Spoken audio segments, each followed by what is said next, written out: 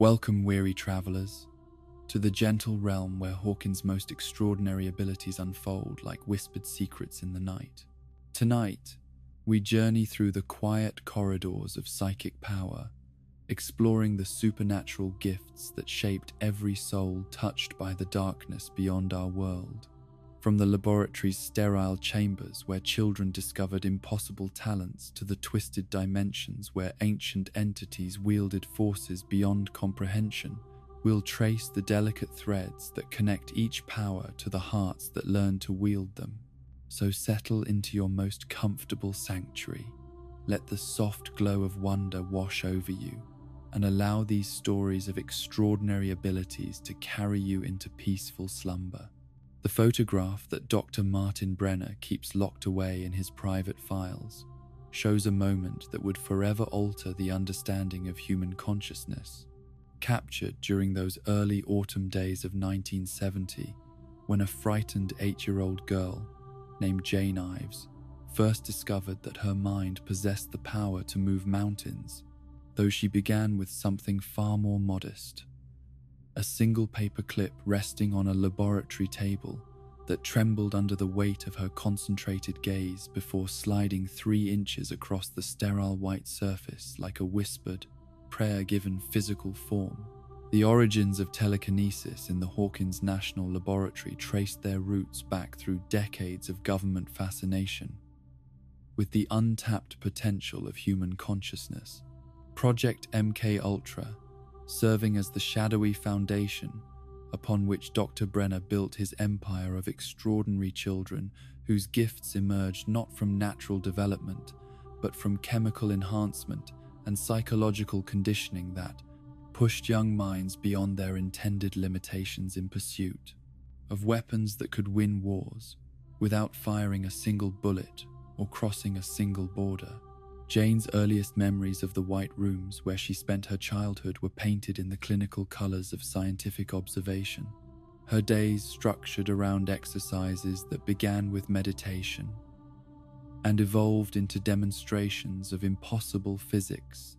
that defied everything her handlers understood about the natural world.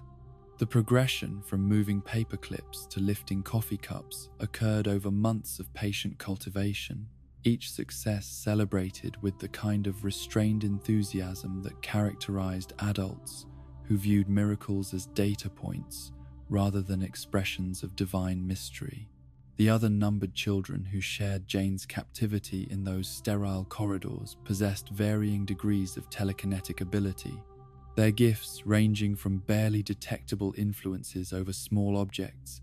to spectacular displays of force that could shatter reinforced glass or bend metal bars with nothing more than focused intention, and the kind of desperate determination that emerged when young souls were pushed beyond their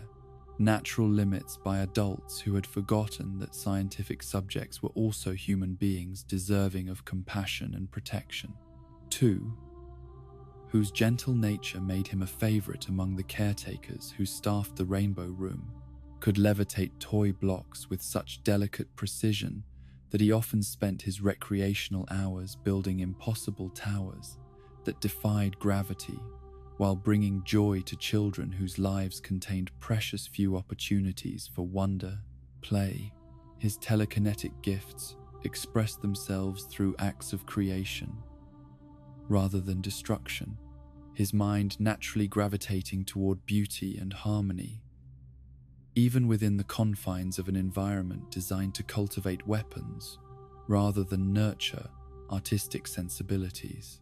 8. Who would later become known as Kali Prasad after her escape from the laboratory's controlled environment, demonstrated telekinetic abilities that manifested primarily as enhancements to her more spectacular gift for creating illusions.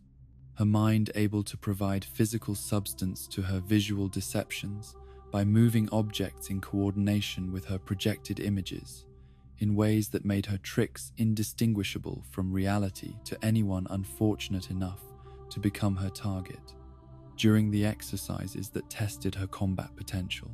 the relationship between telekinesis and emotional state became apparent during Jane's early training sessions, when her most impressive displays of power coincided with moments of distress or protective instinct, her abilities surging beyond their normal parameters whenever she witnessed cruelty directed toward her fellow subjects or felt threatened by the increasingly demanding expectations that Dr. Brenner placed upon her developing skills. The correlation between psychological state and psychic output would prove crucial to understanding both the potential and limitations of her extraordinary gifts. Dr. Brenner's meticulous records documented the gradual expansion of Jane's telekinetic range and precision, his observations noting that her early efforts required direct line of sight and physical proximity to her intended targets, though later developments would demonstrate that these apparent limitations reflected inexperience rather than inherent restrictions on her abilities. The careful progression from moving objects within arm's reach to affecting items across rooms and eventually beyond walls suggested that telekinetic power operated according to principles that conventional physics could not adequately explain or predict.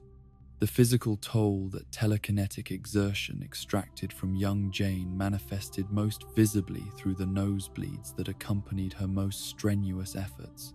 the crimson drops that stained her white laboratory gown, serving as visible reminders that extraordinary abilities came with costs that could not be eliminated through training or conditioning. The exhaustion that followed major displays of power left her drained and vulnerable, requiring hours or sometimes days of recovery before she could safely attempt similar feats without risking collapse or more serious physical consequences. Henry Creel's natural telekinetic abilities, which predated his exposure to the laboratory's enhancement programs, represented a different category of psychic development entirely, his powers emerging during childhood through spontaneous manifestation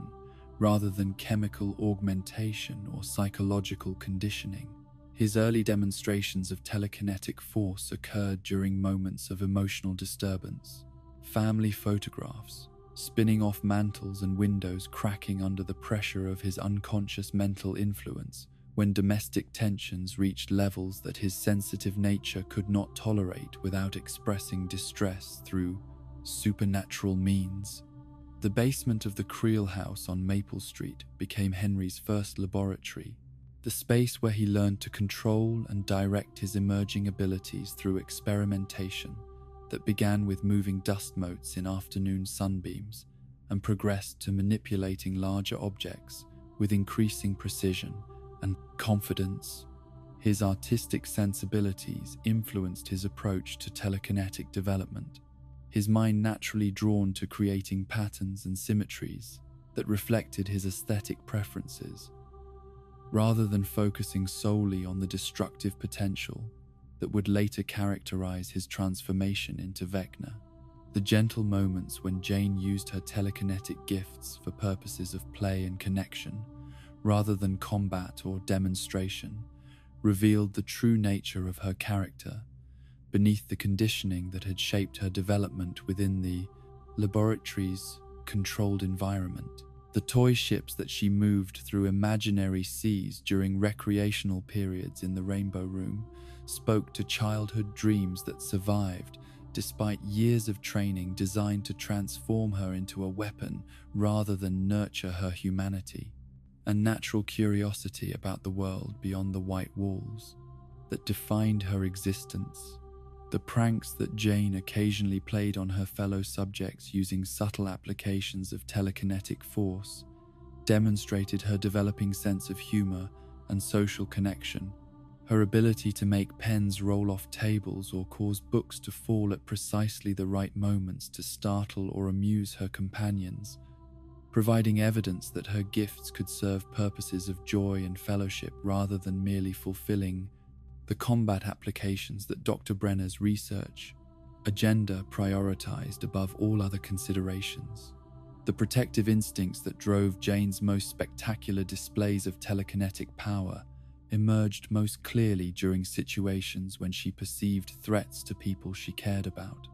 her abilities reaching levels of destructive potential that far exceeded anything she had demonstrated during controlled testing when the safety of Mike Wheeler or her other friends hung in the balance. The Hawkins Middle School gymnasium became the site of her first truly devastating application of telekinetic force when government agents threatened the boys who had become her first real family outside the laboratory's artificial, social structures. The vans that Jane flipped with casual gestures of her outstretched hand represented quantum leaps in her demonstrated capabilities, the vehicles spinning through the air like toys despite their massive weight and solid construction, their occupants discovering that conventional weapons and tactical training provided no defense against adversaries who could reshape physical reality through focused intention and emotional determination.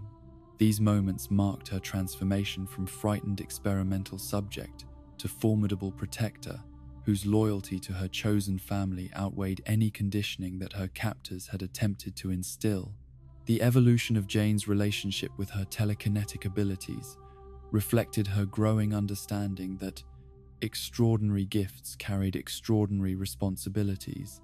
Her journey from weapon to protector, paralleling her emotional development from isolated child to integral member of a community that valued her for who she was, rather than what she could do for their strategic objectives. The basement of the Wheeler house became a sanctuary where she could practice using her powers for mundane purposes like changing television channels or retrieving snacks without fear that her abilities would be studied, measured, or exploited by adults whose interests extended beyond her personal well-being. The delicate touch required to move Mike's toy figurines during their Dungeons and Dragons sessions demonstrated levels of precision and control that her laboratory training had never emphasized. The gentle manipulation of plastic warriors and wizards across hand-drawn maps requiring the kind of fine motor control that spoke to artistic sensibility rather than military application. These quiet moments of shared imagination provided healing that no amount of clinical therapy could have achieved for someone whose childhood had been defined by scientific observation rather than genuine human connection. The nosebleeds that marked Jane's most strenuous telekinetic efforts served as physical manifestations of the energy required to channel forces that exceeded normal human capabilities. The bright red drops that stained her upper lip during moments of peak exertion, providing visible evidence that even extraordinary abilities operated within natural limitations that could not be ignored or overcome through willpower alone.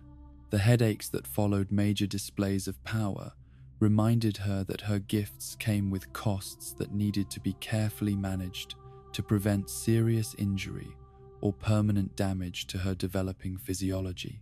The emotional component of telekinetic ability became increasingly apparent as Jane learned to channel her feelings into focused intention, her powers responding most readily to states of love, anger, fear, or determination while remaining largely inaccessible during periods of emotional numbness or psychological withdrawal. The correlation between heart and mind in the expression of her gifts suggested that telekinesis represented more than simple mental exercise, requiring integration of intellectual focus with passionate commitment to achieve results that purely cognitive approaches could never replicate. The laboratory's attempts to replicate Jane's exceptional abilities in other subjects met with limited success. The varying degrees of telekinetic power, demonstrated by her numbered siblings, reflecting both genetic predisposition and individual psychological factors that could not be artificially induced or enhanced beyond certain natural limitations. The children whose gifts manifested most dramatically shared certain personality traits, including sensitivity, creativity, and strong emotional responsiveness, that suggested telekinetic ability required specific types of consciousness rather than simply adequate training or chemical enhancement. The government's interest in weaponizing telekinetic abilities led to research programs that explored applications ranging from remote sabotage of enemy equipment to direct assassination of targeted individuals. Though the ethical implications of using children as instruments of warfare created internal conflicts among researchers who retained sufficient humanity to question whether scientific advancement justified the systematic exploitation of vulnerable young people whose consent could never be freely given under their circumstances of captivity and dependency. The rainbow that appeared in the laboratory's recreational area during Jane's final days as Subject 11 represented the collision between her natural childhood wonder and the sterile environment that had shaped her development. Her telekinetic manipulation of light and water, creating moments of beauty that transcended the clinical purposes for which her abilities had been cultivated. These spontaneous displays of creative power demonstrated that telekinesis could serve aesthetic and emotional purposes that had nothing to do with combat effectiveness or strategic advantage. The connection between telekinetic ability and protective love manifested most dramatically during Jane's confrontation with the Demogorgon in Hawkins Middle School. Her willingness to sacrifice herself to save her friends, generating levels of power that dwarfed anything she had previously achieved during years of laboratory testing. The disintegration of the monster and her own temporary disappearance into the Upside Down represented the ultimate expression of telekinetic force, applied without reservation or concern for personal safety, love proving to be the most potent amplifier of extraordinary abilities. The void into which Jane vanished following her battle with the Demogorgon served as a bridge between the telekinetic manipulation of physical matter and the remote viewing capabilities that allowed her to project her consciousness across vast distance, the two abilities revealing themselves as different expressions of the same fundamental power to transcend normal limitations of space and matter through focused mental energy. Her experience in that dark emptiness taught her that telekinesis represented only one facet of her potential, suggesting capabilities that extended far beyond the simple movement of objects. The basement laboratory that Dr. Brenner constructed to study and enhance Jane's abilities contained equipment designed to measure and quantify forces that conventional science could barely acknowledge, let alone explain. The sophisticated monitoring systems recording energy outputs that defied current understanding of how consciousness could interface with physical reality. The data, collected during her training sessions, filled volumes of classified research that would never see publication due to the ethical violations inherent in their collection and the national security implications of their rawness. Revelations. The gentle guidance that Joyce Byers provided during Jane's integration into normal family life taught her to use telekinetic abilities for purposes of care and domestic comfort rather than survival and combat, her powers finding expression through helpful actions, like starting fires in the cabin's fireplace or retrieving items from high shelves, rather than the life or death applications that had characterized her previous existence. These mundane uses of extraordinary gifts represented crucial steps in her journey toward healing and healthy relationships with her own capabilities. The training exercises that Hopper developed to help Jane maintain and control her abilities without overtaxing her physical resources reflected his understanding that her gifts required regular practice to remain sharp while avoiding the Jane Sesses, kind of excessive strain that could lead to injury or burnout. Their sessions in the cabin's cleared yard provided safe spaces where she could push her limits without fear of causing accidental damage or drawing unwanted attention from government agents who continued searching for their escaped asset. The meditation techniques that Jane learned from various sources throughout her journey outside the laboratory helped her develop the kind of mental discipline necessary to access her telekinetic abilities on command, while maintaining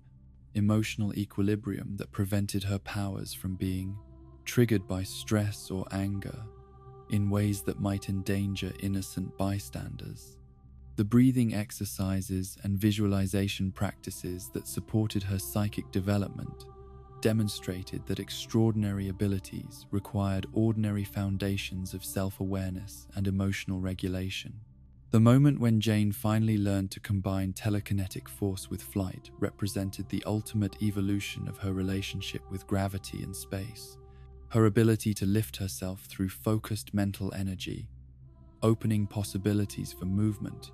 and positioning that had never been explored during her laboratory training. The sensation of weightlessness achieved through her own psychic power provided metaphorical as well as literal freedom from the constraints that had defined her existence since childhood, suggesting that her journey toward mastery was far from complete. The sterile chamber that served as Jane Ives' earliest window into the vast emptiness beyond physical reality measured precisely 12 feet by 8 feet, its walls lined with soundproofing material that created the kind of absolute silence necessary for consciousness to separate itself from the distractions of sensory input and drift into the black void where thoughts became bridges across impossible distances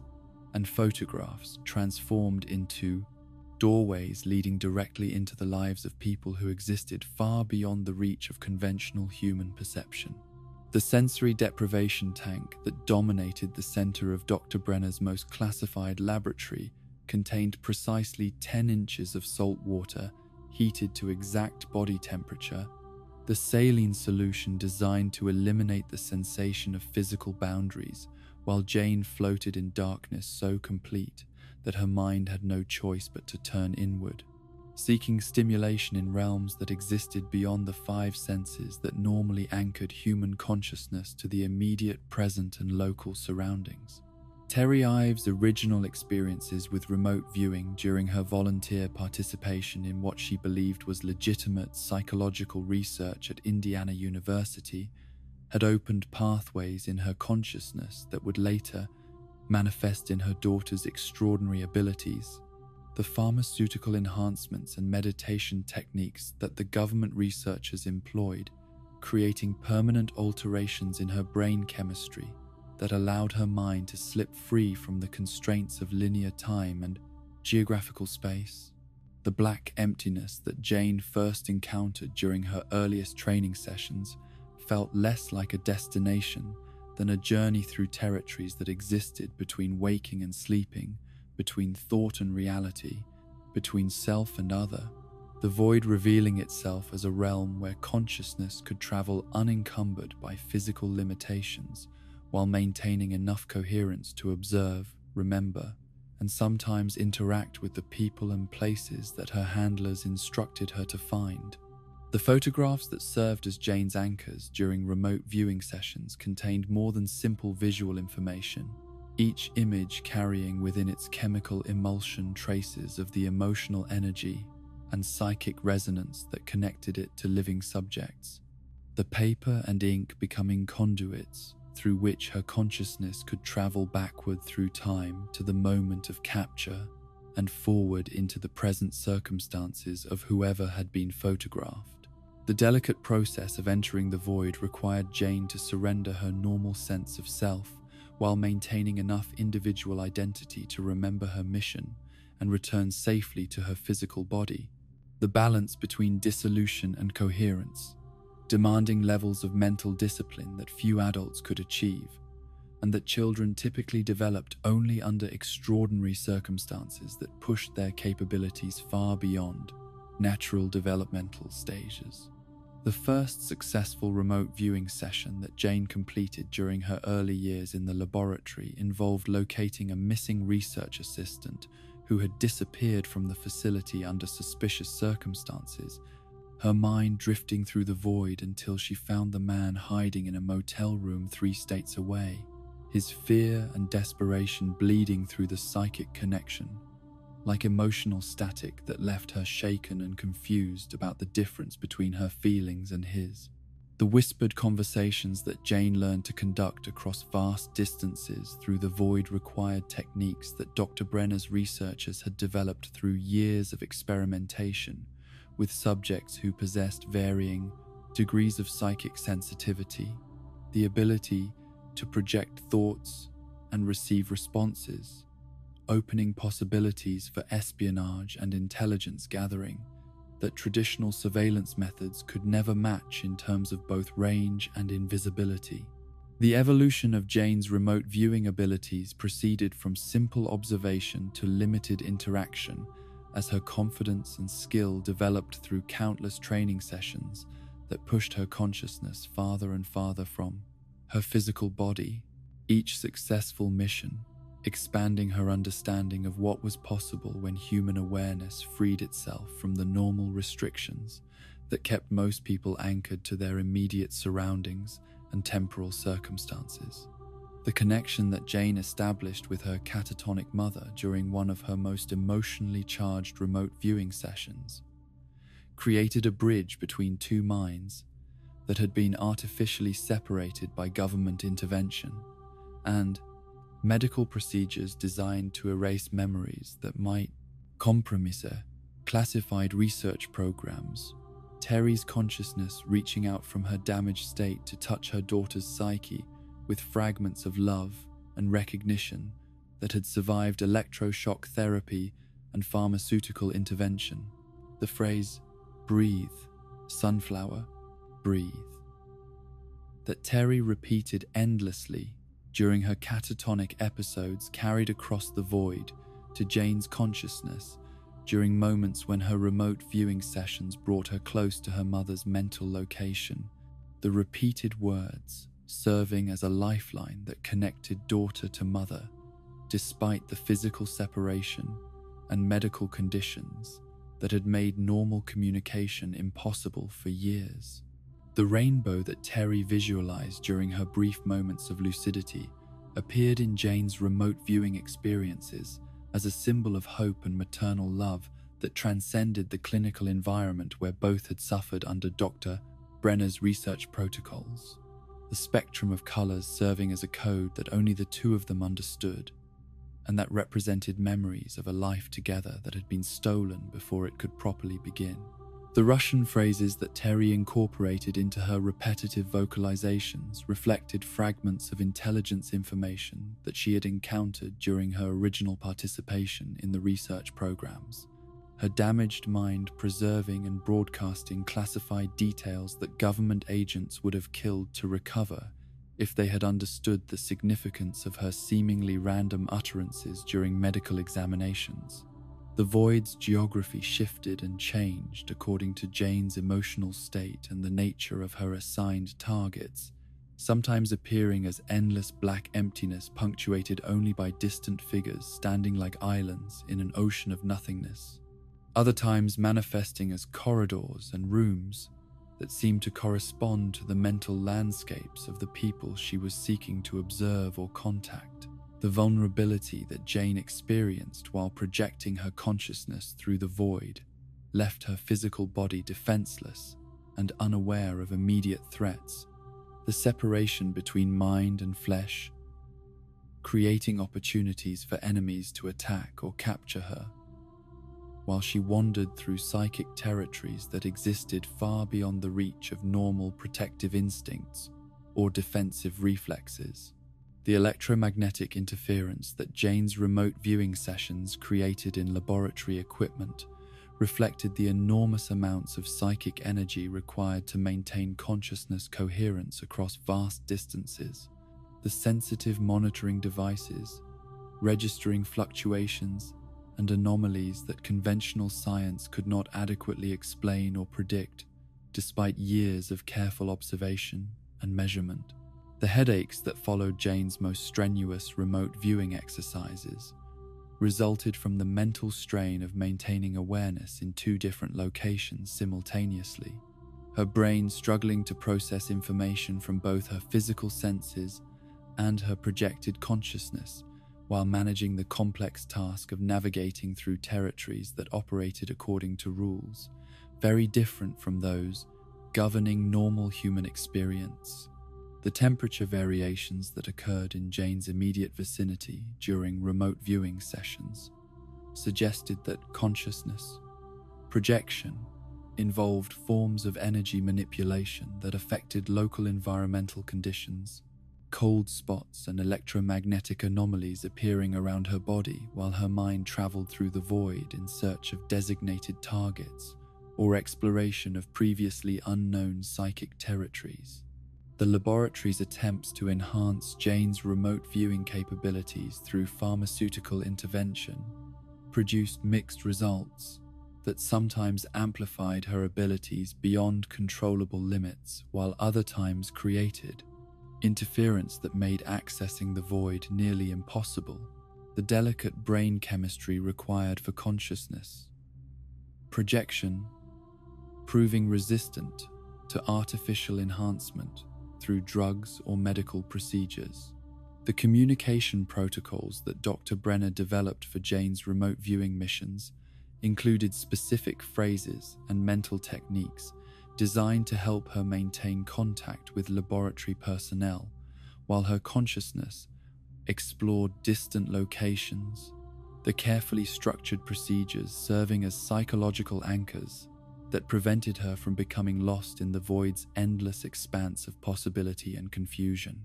The maps that Jane drew following successful remote viewing sessions provided intelligence information that government agencies found invaluable for operations that conventional surveillance could never accomplish. Her sketches of building layouts, personnel movements, and security arrangements proving accurate enough to guide military and espionage activities in locations where American agents could never safely penetrate. The emotional resonance that Jane experienced when observing targets through the void provided information that went far beyond simple visual or auditory data. Her ability to sense fear, guilt, anger, and other psychological states, offering insights into human motivations and intentions that traditional intelligence gathering methods could never access or verify through external observation alone. The moments when Jane's remote viewing subjects seemed to sense her presence created dangerous situations that required immediate withdrawal from psychic contact. The possibility of detection by enemy agents or hostile psychics, forcing laboratory personnel to develop emergency procedures for severing connections and protecting Jane's location from potential retaliation or counterattack through the void. The nightmares that Jane experienced following remote viewing sessions that involved observing violence or trauma reflected the psychological cost of witnessing human suffering without being able to intervene, her young mind struggling to process images and emotions that even experienced intelligence analysts found disturbing when encountering them through conventional surveillance methods. The meditation techniques that helped Jane prepare for remote viewing sessions involved breathing exercises and visualization practices that allowed her consciousness to achieve the kind of focused calm necessary for successful projection into the void. Her ability to quiet mental chatter and emotional turbulence, determining whether her missions would succeed or end in confusion and disorientation. The static that Jane learned to use as background noise during remote viewing attempts outside the laboratory's controlled environment provided auditory camouflage that helped mask the subtle sounds and distractions that could interfere with her ability to achieve the mental states required for consciousness projection. Radios tuned between stations, creating white noise that approximated the sensory deprivation tank's isolation effects. The bathtubs that Jane improvised as substitutes for sensory deprivation tanks when laboratory facilities were unavailable demonstrated her growing independence and ability to adapt remote viewing techniques to less than ideal circumstances. Salt and water, creating enough buoyancy and sensory reduction to allow her mind to slip into the void, despite environmental challenges that would have made such sessions impossible during her early training. The blindfolds that Jane used to eliminate visual distractions during remote viewing sessions in public or exposed locations provided minimal but crucial sensory reduction that helped her consciousness focus inward rather than processing external stimuli that could interfere with her ability to navigate through the void in search of designated targets or exploration of unknown psychic territories. The connection between Jane's remote viewing abilities and her telekinetic powers became apparent during sessions when strong emotions caused objects in her immediate vicinity to move or break, while her consciousness traveled through the void, the correlation suggesting that both abilities drew upon the same fundamental source of psychic energy that could manifest in different ways depending upon her intentions and emotional state. The evolution of Jane's remote viewing from passive observation to active intervention marked a crucial development in her psychic abilities, her growing confidence and skill, allowing her to move beyond simple surveillance to actually influence events and communicate with people whose minds she encountered during her journeys through the void's mysterious territories. The battlefield that the void became, during Jane's confrontations with Henry Creel, transformed remote viewing from intelligence-gathering tool into arena for psychic combat, the black emptiness serving as neutral ground where minds could clash without the limitations imposed by physical bodies or geographical constraints, thoughts becoming weapons, and memories serving as armor in conflicts that determined the fate of entire communities. The sanctuary that Jane learned to create within the void provided safe spaces where her consciousness could retreat and regroup during dangerous remote viewing missions, her growing mastery of psychic techniques allowing her to establish defended positions that hostile minds could not easily penetrate or corrupt with negative influences designed to drive her insane or trap her permanently in the signing. Darkness. The ancient intelligence that existed long before human civilization first learned to build fires or fashion tools from stone, had drifted through the dark realm that would eventually become known as the Upside Down for countless millennia, its vast consciousness spreading like fog across territories where time moved differently and matter obeyed rules that bore no resemblance to the physics governing the world, where fragile beings constructed cities and raised families under flames, the warming light of a distant star. The shadow creature that would come to be called the Mind Flayer possessed no physical form in the conventional sense, existing instead as pure thought and malevolent intention that could reshape itself according to need and circumstance, its essence flowing through the twisted landscape of its domain like smoke given consciousness and purpose, seeking always to expand its influence and bring new territories under the dominion of its collective will. Wilbyre's first encounter with this primordial darkness occurred during those terrifying hours when he found himself trapped alone in the Upside Down after fleeing from the Demogorgon that had emerged from the Tyr in reality, located in Hawkins National Laboratory. His young mind completely unprepared for contact with an intelligence so alien and hostile that it viewed human consciousness as nothing more than raw material to be consumed and repurposed for its own unknowable objectives. The initial invasion of Will's psyche began as whispers in the darkness, fragments of thought and emotion that seemed to originate from somewhere outside his own consciousness, but gradually became indistinguishable from his own mental processes, the Mind Flayer's influence seeping into his awareness like ink spreading through water until he could no longer determine where his thoughts ended and the creature's manipulation began. The castle byres that Will had constructed in the woods behind his family's home became a crucial anchor point for his identity during the early stages of possession, the makeshift fort representing safety and childhood innocence that his mind clung to desperately, while the shadow monster worked to erode his sense of self and replace his individual will with absolute obedience to the collective consciousness that governed all creatures in the Upside Down. The episodes during which Will lost time and awareness marked the progression of his possession from subtle influence to direct control, these blackout periods becoming longer and more frequent as the Mind Flayer established stronger connections to his nervous system and learned to override his conscious decisions with its own agenda, using his body as a vessel through which it could observe and influence events in the normal world. The violent convulsions that racked Will's small frame whenever the Mind Flayer asserted control reflected the fundamental incompatibility between human physiology and the alien consciousness, attempting to use his body as a host, his muscles and bones not designed to channel forces that originated from dimensions where matter and energy followed completely different laws than those governing earthly existence. The drawing sessions that Joyce encouraged as therapy for Will's trauma inadvertently provided the Mind Flayer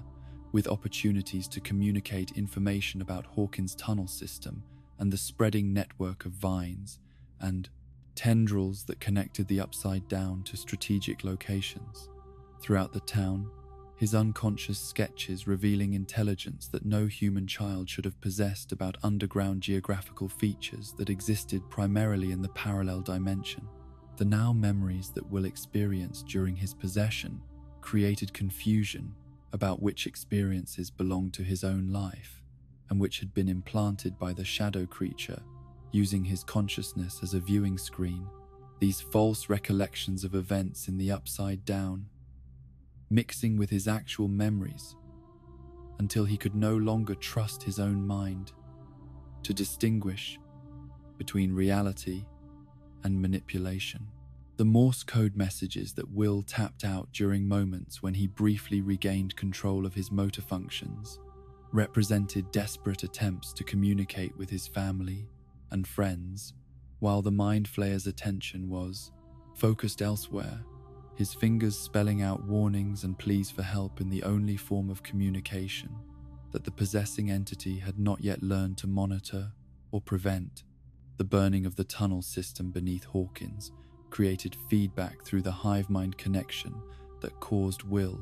excruciating pain as every flame that consumed the spreading network of organic matter registered in his nervous system as though his own flesh was being destroyed, demonstrating the complete integration between his consciousness and the collective organism that had claimed him as part of its expanding body. Billy Hargrove's encounter with the Mind Flayer occurred under very different circumstances than Will's initial possession. The shadow creature, approaching the troubled teenager through careful manipulation of his existing psychological vulnerabilities,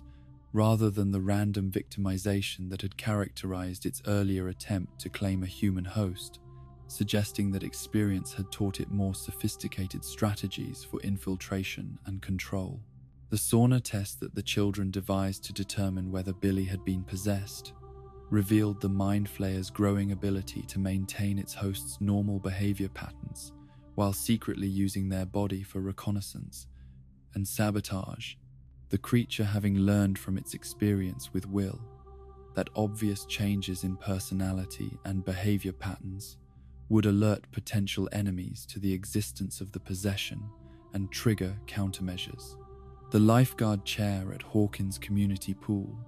became Billy's watchtower from which he could observe and catalogue potential victims for the Mind Flayer's expanding army of possessed humans, his position providing perfect surveillance opportunities while his attractive appearance and superficial charm allowed him to approach targets without raising suspicions about his true intentions or altered mental state.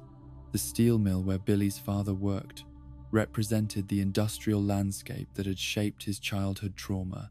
and provided the Mind Flayer with emotional ammunition that it could use to break down his psychological defenses, the creature exploiting memories of abuse and abandonment to convince him that resistance was futile and that surrender to its will offered escape from the pain that had defined his entire existence. The possessed townspeople who began disappearing from their homes and workplaces throughout Hawkins during the summer of 1985 moved through their daily routines with mechanical precision that masked their complete lack of individual agency, their behavior programmed by the collective consciousness that had subsumed their personalities while leaving enough surface normalcy to avoid detection by friends and family members who might otherwise have raised alarms. The rats that served as the Mind Flayer's earliest soldiers in its invasion of Hawkins demonstrated the creature's ability to possess and coordinate multiple organisms simultaneously, the small mammals moving with unnatural purpose and coordination. As they consumed fertilizer and other chemicals needed to prepare their bodies for the grotesque transformation that would merge them into larger constructs, serving the shadow creature's strategic objectives. The melting process that dissolved both human and animal hosts into protoplasmic material represented the final stage of the Mind Flayer's possession protocol, individual identity and biological structure being sacrificed to create raw biomass that could be reshaped into whatever forms the creature required for specific tactical purposes, each dissolved consciousness, adding to the collective intelligence, while losing all trace of its original personality and memories. The Starcourt Mall became the primary staging area for the Mind Flayer's assault on Hawkins due to its central location and the large number of potential hosts who gathered there daily for shopping and entertainment, the commercial complex providing perfect cover for possession operations, while its underground areas offered concealed spaces where captured victims could be processed and transformed without attracting unwanted attention from authorities. The underground tunnels that connected the mall to the broader network of passages spreading beneath Hawkins allowed possessed individuals to move throughout the town without being observed by people who might recognize behavioral changes or other signs of alien influence. The hidden transportation system, enabling coordination between different groups of hosts, while maintaining the illusion that nothing unusual was occurring in the community. The newspapers that Billy delivered throughout Hawkins' residential neighborhoods provided the Mind Flayer with detailed intelligence about family structures and daily routines that could be exploited to identify optimal targets for possession, each delivery route mapping potential victims, while his legitimate presence at every doorstep eliminated suspicions about reconnaissance activities that might otherwise have triggered security responses from vigilant residents. The hospital, where Will received treatment following his initial rescue from the Upside Down, became compromised when the Mind Flayer learned to influence medical staff through subtle possession techniques that did not require complete takeover of their consciousness, allowing the creature to monitor discussions about countermeasures while potentially sabotaging treatments that might have severed its connection to its primary host. The fake identity that the Mind Flayer constructed for Billy during social interactions required careful observation and mimicry of his normal personality traits, the creature studying recordings and memories to develop convincing impersonations that would fool even close friends and family members,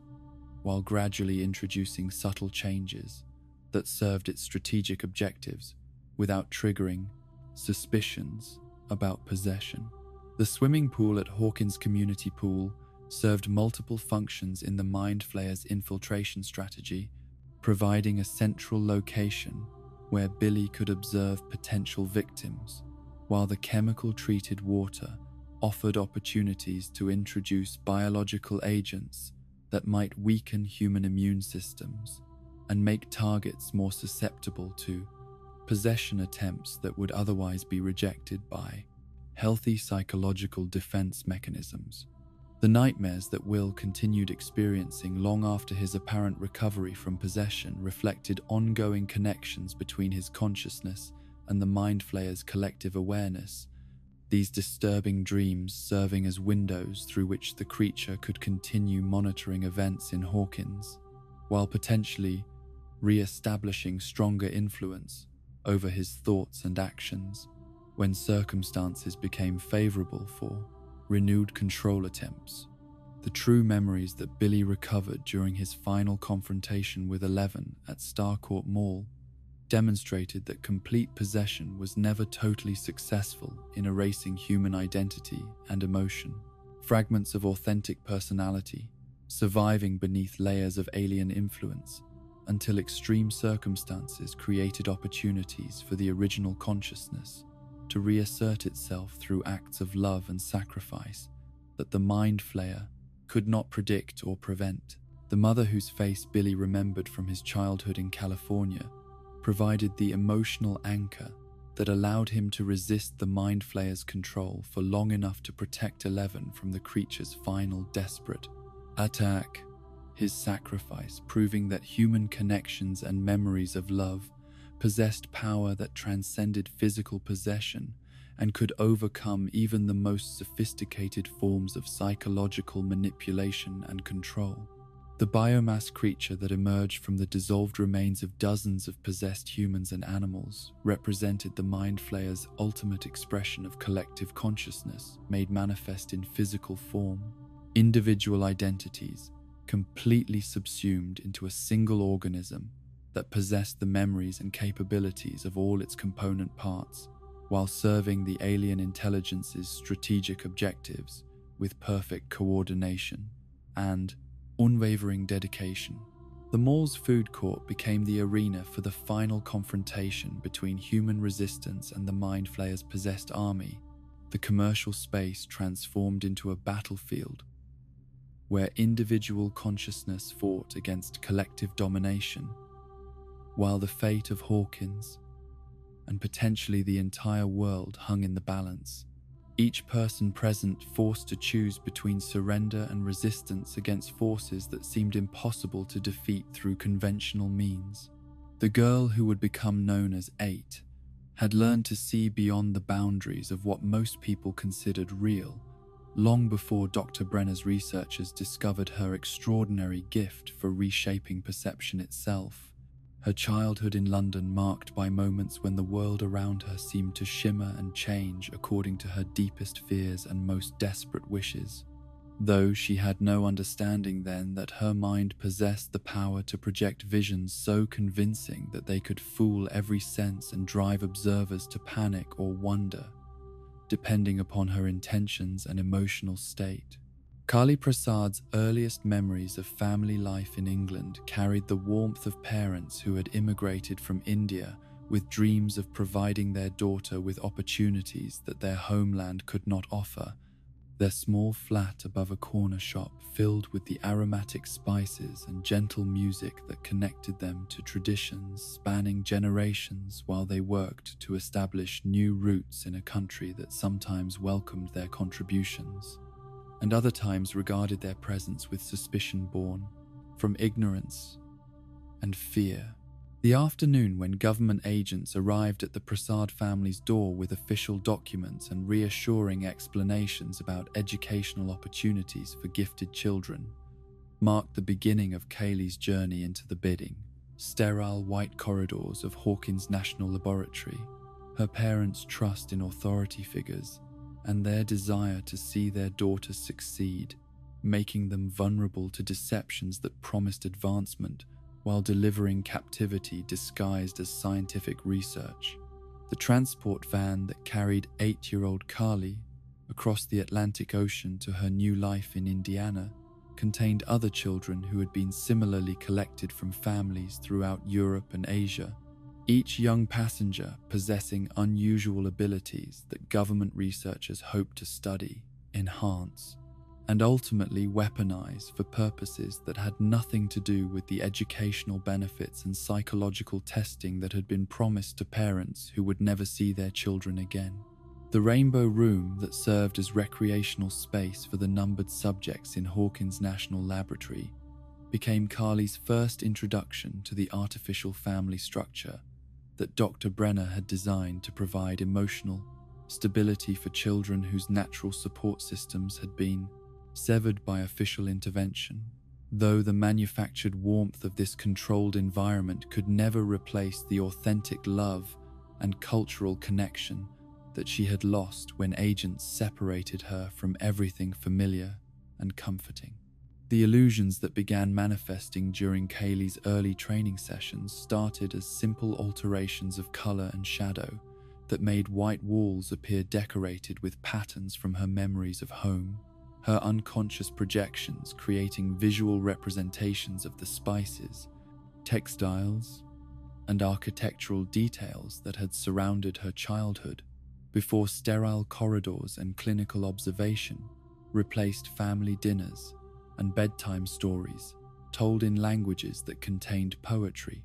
her captors could never understand or appreciate. The progressive development of Carly's abilities under laboratory conditions followed carefully structured protocols designed to expand her range and precision while maintaining psychological stability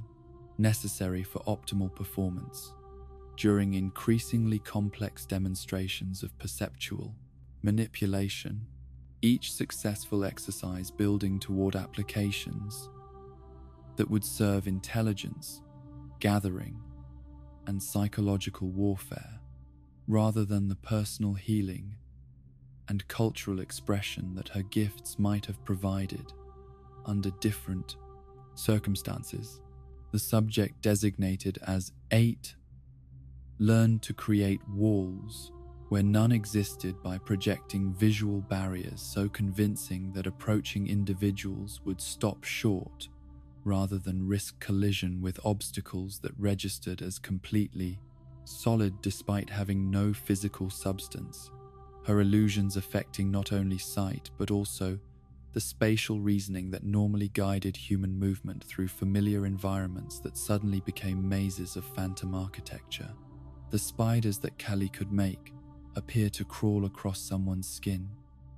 demonstrated her growing ability to trigger powerful emotional responses through carefully crafted visual experiences that bypassed rational thought to activate primitive fears and phobias. The illusory arachnids seeming so real that subjects would brush frantically at their arms and legs while experiencing genuine physical sensations of movement and contact that existed only in their manipulated perception. The tunnel that Carly projected during her first successful field operation created such convincing appearance of structural collapse that pursuing police officers slammed their brakes and abandoned chase rather than risk driving into what appeared to be tons of fallen concrete and twisted metal, though careful examination would have revealed empty road where her illusion had transformed clear passage into impassable obstacle through pure manipulation of visual input. The gang of outcasts who became Carly's chosen family after her escape from the laboratory shared her experience of abandonment and betrayal by authority figures who had promised protection while delivering exploitation. Their collective anger at systemic injustice, creating bonds of loyalty that substituted genuine emotional connection for the artificial relationships that had characterized their previous experiences in institutional settings, designed to control rather than nurture developing personalities. The warehouse in Chicago, where Kaylee and her companions established their base of operations, provided sanctuary where they could plan revenge against former lab personnel while developing their individual talents into weapons capable of striking back at the system that had stolen their childhoods, the abandoned industrial space becoming both fortress and training ground, where illusions could be practiced without fear of discovery by agents who continued hunting for escaped test subjects. The photographs that served as Kaylee's research tools during her systematic pursuit of former Hawkins lab employees contained more than simple visual information, each image becoming gateway through which she could extend her illusions across vast distances to torment targets who believed themselves safely hidden from consequences of their participation in programs that had destroyed so many young lives for purposes they had never questioned or challenged.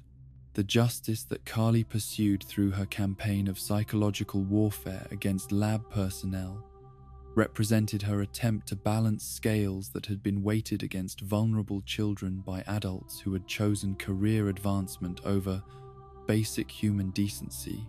her illusions serving as instruments of judgment that forced perpetrators to confront fears and guilt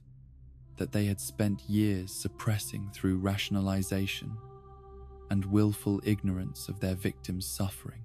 The execution of Dr. Brenner's former associates that Carly orchestrated through carefully planned psychological torture demonstrated both the lethal potential of her abilities and the moral corruption that captivity and abuse had fostered in someone whose natural sensitivity might have developed into healing gifts if she had grown up surrounded by love and cultural pride rather than clinical observation and systematic dehumanization. The moment when Carly attempted to convince 11 to join her crusade against their former captors revealed the fundamental philosophical divide between children who had responded to trauma through anger and those who had found strength through connection, her illusions failing to overcome Jane's commitment to protection rather than revenge as guiding principle for using extraordinary abilities in service of broader purposes beyond personal satisfaction. The phantom barriers that Carly created to conceal her gang's movements during their various criminal enterprises demonstrated tactical applications of illusion that extended far beyond simple visual trickery to encompass strategic deception capable of rendering entire groups invisible to surveillance systems and human observation alike, their activities hidden behind veils of projected normalcy that made extraordinary events appear mundane and unremarkable. The emotional manipulation that accompanied Carly's visual illusions often proved more devastating than the sensory deceptions themselves. Her ability to project images that triggered specific memories and psychological vulnerabilities, turning her target's own experiences against them in ways that conventional weapons could never match for precision and psychological impact, each victim's personal history becoming ammunition for attacks tailored to their individual weaknesses and unresolved trauma. The creativity that Carly brought to her illusion work reflected artistic sensibilities that might have found expression through legitimate channels if her development had not been warped by institutional exploitation. Her projections displaying aesthetic, sophistication, and cultural influences that spoke to suppressed aspects of identity that laboratory conditioning had attempted to erase but never completely eliminated from her consciousness. The limitations of Carly's illusion powers became apparent during moments of extreme stress when emotional turbulence disrupted her concentration and caused projected images to flicker or disappear entirely, revealing that her abilities required mental clarity and focused intention that could be compromised by psychological pressure or physical exhaustion that made maintaining complex deceptions increasingly difficult or impossible. The cultural identity that Carly had struggled to preserve throughout her captivity and exile found expression in illusions that incorporated visual elements from her Indian heritage, colors and patterns from childhood memories appearing in her projections as unconscious assertions of selfhood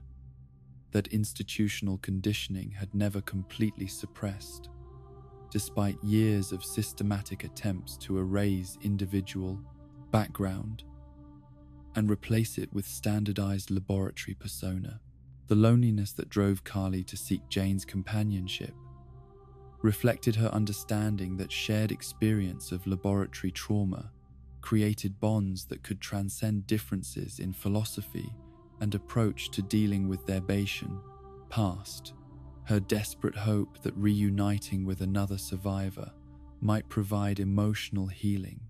that revenge against former captors had failed to deliver despite years of careful planning and successful execution. The teaching methods that Carly employed during her brief mentorship of Jane demonstrated both genuine desire to share knowledge and unconscious reproduction of manipulative techniques that she had learned from Dr. Brenner and his associates. Her efforts to expand her sister's abilities following patterns established by their captors, despite conscious rejection of everything the laboratory had represented in terms of values and objectives. The hideout aesthetics that Carly's gang maintained in their warehouse base reflected their collective rejection of mainstream society, an embrace of subcultural identity that provided meaning and belonging for individuals who had been systematically excluded from conventional community structures, their punk-influenced style serving as armor against a world that had already demonstrated its willingness to sacrifice their welfare for abstract institutional purposes. The loyalty that bound Carly's chosen family together had been forged through shared experience of abandonment and mutual dependence for survival in environments where traditional support systems had failed to provide protection or advocacy. Their fierce commitment to each other, representing both strength and potential weakness that enemies could exploit by threatening group members to influence individual behavior and decision-making processes. The heist operations that provided Carly's gang with financial resources necessary for their revenge campaign demonstrated practical applications of illusion that extended beyond psychological warfare to encompass criminal enterprise. Her ability to create false walls and phantom obstacles, enabling theft and escape strategies that conventional security measures could not anticipate or counter through standard law enforcement techniques and procedures. The moral ambiguity that characterized Carly's approach to justice reflected complex psychological responses to trauma that had occurred during crucial developmental periods, when ethical frameworks normally solidify through positive social interaction and moral guidance from trusted adult figures. Her confusion about right and wrong, illustrating lasting damage that institutional abuse could inflict on young minds struggling to develop coherent value systems. The regret that Kaylee experienced after Jane's departure from Chicago suggested that beneath her hardened exterior lay fragments of the sensitive child who had been stolen from loving parents and subjected to years of systematic dehumanization. Her brief glimpse of alternative approaches to dealing with trauma, providing hope that healing might still be possible, despite the psychological scars that would never completely disappear. The sensitive child who would grow into the monster known as Vecna first discovered that his mind possessed the power to reach across impossible distances and touch other souls during those quiet autumn afternoons in 1959, when 10-year-old Henry Creel would sit in his family's basement on Maple Street, sketching patterns that seemed to emerge from somewhere deeper than conscious thought, while fragments of his neighbor's private fears and hidden shames drifted through his awareness, like whispered confessions that no one had ever intended for him to hear. The curse that would eventually claim so many innocent lives in Hawkins began as something far more subtle and benign. Henry's natural empathic abilities allowing him to sense the emotional turbulence that existed behind the carefully maintained facades that adults presented to the world, their suppressed guilt and unresolved trauma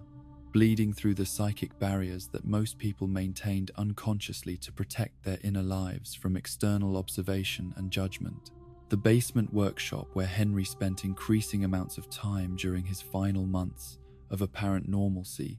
became the laboratory where he first learned to distinguish between emotions that originated within his own consciousness and those that belonged to other people. The concrete walls and dim lighting providing enough isolation for him to explore the strange gift that allowed him to know things about his neighbors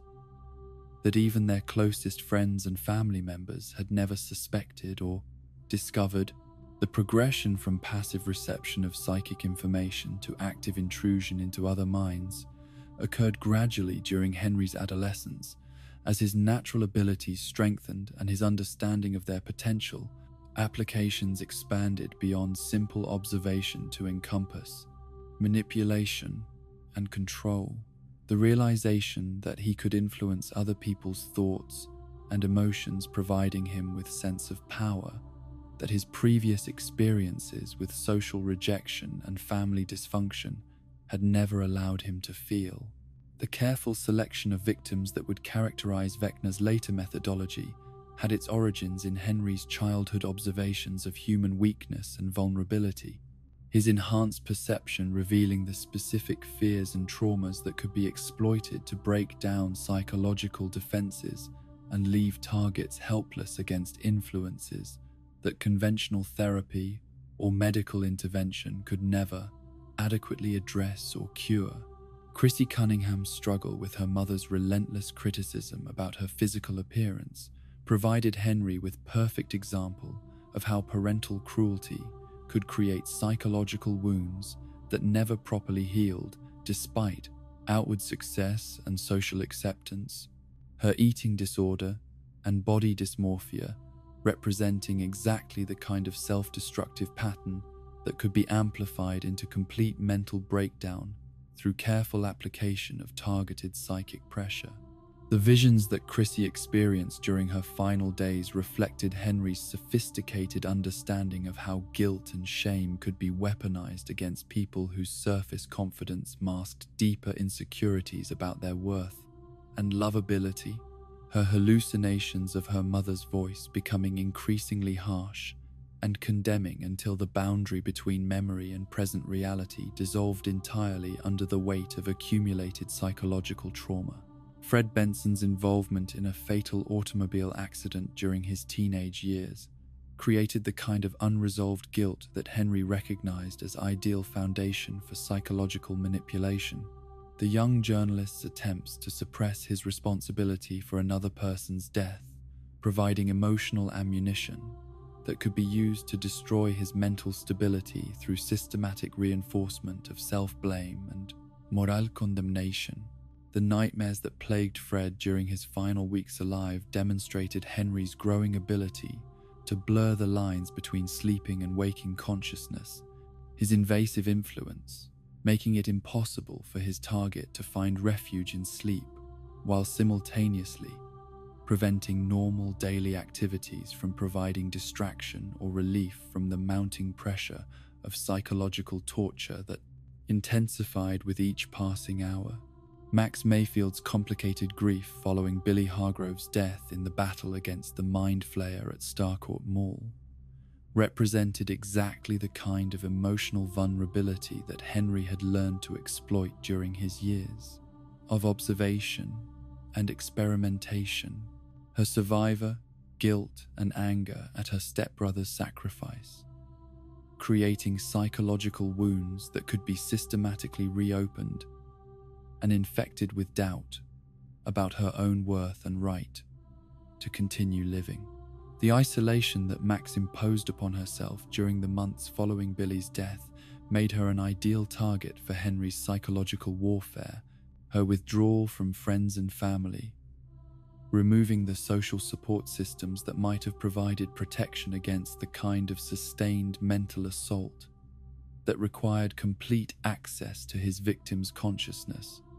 without interference from people who cared about their welfare and might recognize warning signs. The grandfather clock that served as harbinger of approaching doom carried symbolic weight that connected Henry's curse to fundamental human anxieties about mortality and the passage of time. The antique timepiece appearing in his victims' visions as reminder that their remaining moments of life could be measured and counted down like sand falling through an hourglass that no force could reverse or delay. The visions that preceded each death followed carefully orchestrated progressions designed to maximize psychological damage while gradually breaking down the mental barriers that normally protected human consciousness from complete invasion by hostile external influences, each hallucination building upon previous trauma until the victim's grip on reality became so tenuous that survival required more strength than their damaged psyches could provide. The physical manifestations of Henry's curse began with subtle symptoms that could easily be dismissed as stress or illness, headaches and nosebleeds serving as early warnings that most victims attributed to natural causes rather than supernatural attack. Their failure to recognize the true nature of their condition, leaving them vulnerable to escalating assault that would ultimately prove fatal. The escalation from mild discomfort to complete psychological breakdown typically occurred over a period of several days, during which Henry's influence became increasingly dominant in his victims' mental landscape, their normal thought processes being gradually replaced by his projections until they lost ability to distinguish between their own memories and the traumatic scenarios that he forced them to experience repeatedly. The moment when Henry's victims heard the grandfather clock chiming marked the beginning of their final journey into the twisted mental realm where he conducted the actual killing, the sound serving as psychic summons that drew their consciousness away from physical reality and into psychological space where he possessed absolute control over environment, time, and the fundamental rules governing existence itself. The mental landscape that Henry constructed for his curse's climactic phase reflected his artistic sensibilities and need for theatrical drama. The Victorian mansion, with its impossible geometry and decay, serving as stage where he could perform the psychological destruction of his victims, while surrounded by visual representations of their deepest fears and most painful memories. The levitation that preceded each victim's death represented Henry's assertion of complete dominance over both physical and psychological reality, his telekinetic abilities lifting helpless bodies into the air while his psychic powers simultaneously destroyed their minds from within, the dual assault ensuring that no aspect of their existence remained free from his influence and control. The bone-breaking finale that characterized every successful curse reflected Henry's need to leave unmistakable evidence of his power, while simultaneously opening dimensional gates that would facilitate the Upside Down's invasion of normal reality, each death serving dual purpose as personal satisfaction and strategic objective in his larger war against the world that had rejected and disappointed him. The grotesque spectacle of eyes bursting and limbs twisting at impossible angles provided Henry with visceral confirmation that his victims had been completely destroyed in every meaningful sense, their physical destruction matching the psychological annihilation that had preceded their deaths, while creating scenes of horror that would terrorize anyone who discovered the aftermath. The tears in dimensional fabric that accompanied each killing demonstrated the connection between Henry's personal revenge and his broader objective of merging the Upside Down with normal reality, the gates opening wider with every successful curse as his victims' deaths weakened the barriers between worlds. and brought him closer to achieving complete transformation of existence according to his twisted vision. The strategic selection of victims whose deaths would create maximum psychological impact on Hawkins' population revealed Henry's sophisticated understanding of how terror could be used as weapon against entire communities. Each killing designed not only to satisfy his personal need for revenge, but also to spread fear and despair that would weaken collective resistance to his ultimate plans. The music that provided temporary protection against Henry's curse represented the power of human connection and emotional memory to resist psychological manipulation. Specific songs serving as anchors that could help victims maintain contact with authentic feelings and relationships that predated his influence over their consciousness. Kate Bush's "Running Up That Hill" became Max's lifeline during her desperate escape from Henry's mental trap, the song's themes of communication and understanding resonating with her need to reconnect with friends and family whose love provided strength that his psychological torture could not completely overcome despite months of systematic assault on her sense of self-worth and belonging. The moments when victims briefly broke free from Henry's control demonstrated that his curse was not entirely invincible. Human willpower and emotional connection, occasionally proving strong enough to disrupt his carefully constructed psychological scenarios and provide opportunities for escape that required tremendous courage and determination.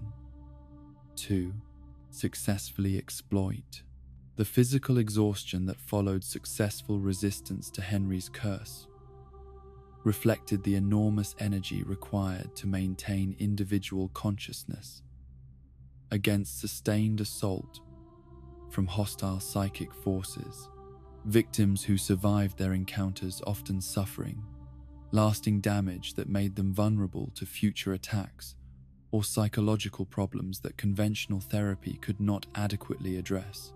The incomplete success of Max's escape from Henry's first attempt to claim her life left her with ongoing vulnerability to future attacks, while demonstrating that survival was possible for people whose connections to others remained strong enough to provide psychological anchoring during moments of greatest crisis and desperation. The evolution of Henry's curse from individual weapon to strategic tool in his war against reality itself revealed the connection between personal trauma and cosmic ambition. His childhood experiences of rejection and misunderstanding, growing into hatred, comprehensive enough to justify destroying entire dimensions, rather than accepting that not everyone would appreciate or understand his unique perspective and extraordinary abilities. The vast network of consciousness that connected every living thing in the Upside Down had existed as a single, unified organism long before human civilization first glimpsed the stars or learned to harness fire for warmth and protection, its collective awareness spreading like invisible roots through dimensions where individual identity held no meaning, and where every thought, sensation, and intention flowed seamlessly between countless interconnected minds that shared experiences as naturally as breathing. The ancient intelligence that would eventually be shaped into the Mind Flayer possessed no concept of separation or loneliness, because its existence had always been defined by complete unity with every creature, plant, and even mineral formation within its domain, each component part contributing to the whole, while drawing strength and purpose from the collective consciousness that guided all movement and decision-making,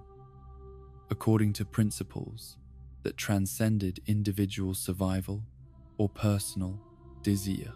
The first human mind to encounter this hive network belonged to Henry Creel during his initial banishment to the Upside Down, following his failed attempt to destroy his family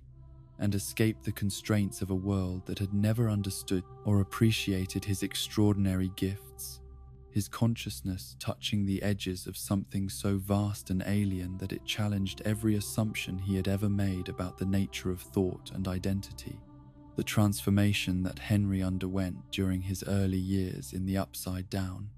involved learning to interface with the hive mind's collective awareness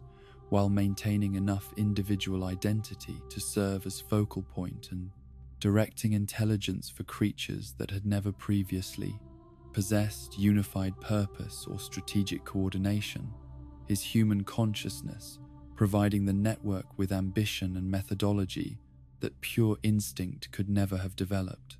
The reshaping of the Mind Flayer's form from its original cloud-like configuration into the distinctive spider-shaped entity that would terrorize Hawkins reflected Henry's artistic sensibilities and his need to impose recognizable structure upon forces that existed beyond normal comprehension, his influence gradually molding the collective organism according to his personal aesthetic preferences and psychological requirements for dramatic presentation. The connection between every vine, tendril, and creature in the Upside Down operated through principles that resembled neurological networks more than conventional biology, each individual component serving as both sensor and actuator in a distributed nervous system that could process information and coordinate responses across vast distances without requiring centralized command structures or communication. Protocols that slower forms of organization might have needed. Will Byers' ability to sense disturbances in the hive mind during his possession by the Mind Flayer provided the first clear evidence that the network's unity came with corresponding vulnerability, his psychic connection to the collective consciousness, allowing him to feel pain and distress that originated anywhere within the system, while simultaneously giving his friends and family crucial intelligence about the creature's activities and weaknesses. The burning of the tunnel system beneath Hawkins during the autumn of 1984 created feedback throughout the hive network that demonstrated how damage to any component part could affect the entire organism. The flames, consuming organic matter, registering as agony that rippled through every connected consciousness and temporarily disrupted the coordination that normally allowed different creatures to function as extensions of a single will. The strategic advantage that the hive mind provided to Henry in his war against normal reality became apparent during the invasion of Hawkins, when demobats, demogorgons, and various plant-like entities moved with perfect synchronization despite being separated by considerable distances and operating in different environments that would have required extensive coordination and communication using conventional military organization and command structures. The tunnels that spread beneath Hawkins like a secondary nervous system served as both transportation network and information highway for the hive mind's expansion into normal reality.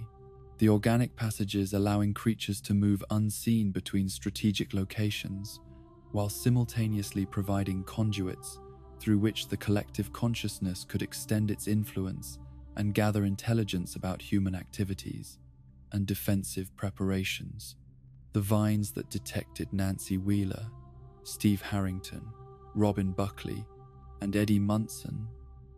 during their infiltration of the upside-down version of the Creel House demonstrated the network's ability to function as sophisticated surveillance system, every tendril and root serving as sensor that could identify intruders and relay information about their movements to other parts of the collective organism with speed that electronic communication could never match. The coordination that allowed demobats to swarm in perfect formation while demogorgons attacked from different directions revealed how the hive mind could orchestrate complex multi-front assaults without requiring verbal orders or visual signals, each creature understanding its role in larger strategic plan. through direct access to the collective intelligence that guided all movement and timing according to optimal tactical principles. The vulnerability that came with complete interconnection became apparent when heroes learned that injuring one part of the Hive network could create confusion and disorientation throughout the entire system. The shared sensation of pain and damage, providing opportunities for strategic strikes that could disable multiple enemies simultaneously by targeting crucial nodes or particularly sensitive components of the organic infrastructure. The expansion potential of the hive mind represented one of its most terrifying aspects: the network's ability to grow and incorporate new territory, meaning that successful invasion of normal reality could theoretically continue until every living thing on Earth became part of the collective consciousness that Henry had, shaped according to his vision of perfect unity and coordination under his ultimate authority and control. The assimilation process that transformed normal plants and animals into components of the Upside Down's ecosystem demonstrated how the hive mind could extend its influence beyond its original dimensional boundaries. The dark spores and corrupting influence, gradually converting familiar environments into alien landscapes where every tree, flower, and blade of grass served the collective consciousness rather than following natural growth patterns. The demogorgons that served as the hive mind's primary enforcers retained enough individual hunting instinct to function effectively as predators, while remaining completely loyal to the collective will that could override their personal impulses. Whenever strategic considerations required coordinated action rather than independent stalking behavior that might compromise larger tactical objectives or endanger other components of the network, the flowers that bloomed throughout the Upside Down served multiple functions within the hive mind's organic infrastructure, their petal-like structures acting as both sensory organs that could detect chemical signatures and environmental changes, while simultaneously serving as reproductive centers that could generate spores and other materials needed for the network's continued expansion and diversification. The particles that filled the Upside Down's atmosphere carried information and biological agents that helped maintain communication between different parts of the hive network, the floating debris serving as medium through which chemical signals and even primitive thoughts could travel between organisms that might be too far apart for direct neural connection, but still needed to remain synchronized with the Dovan collective consciousness. The evolution of the hive mind under Henry's influence involved gradual development of strategic thinking and long-term planning capabilities that the original organism had never possessed. The collective intelligence learning to consider future consequences and develop complex schemes that required patience and coordination across extended time periods, rather than simply responding to immediate stimuli and opportunities. The resistance that individual creatures could offer against the hive mind's control proved limited, but not entirely absent. Occasional examples of independent behavior, suggesting that complete assimilation was never perfectly achieved, and that fragments of original identity or instinct could sometimes surface during moments when the collective consciousness was distracted or weakened by damage to crucial network components. The amplification effect that occurred when multiple hive mind entities worked together in close proximity created force multiplication that made coordinated attacks far more dangerous than the sum of individual creature capabilities. The shared processing power and mutual support, allowing even relatively weak organisms to contribute meaningfully to major assaults that required overwhelming force or sophisticated tactical coordination.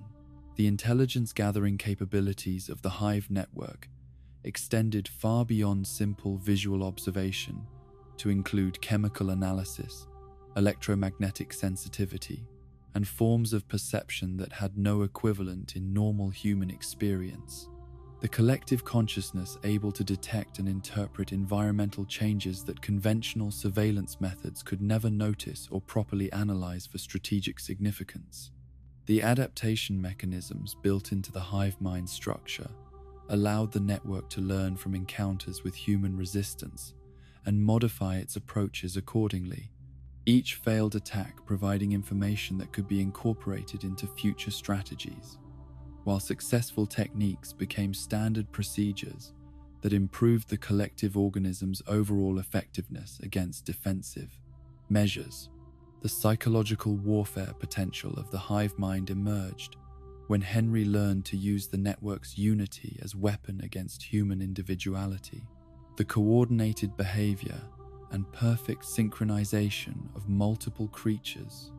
creating displays of alien intelligence that could terrorize opponents who were accustomed to facing enemies that operated according to familiar biological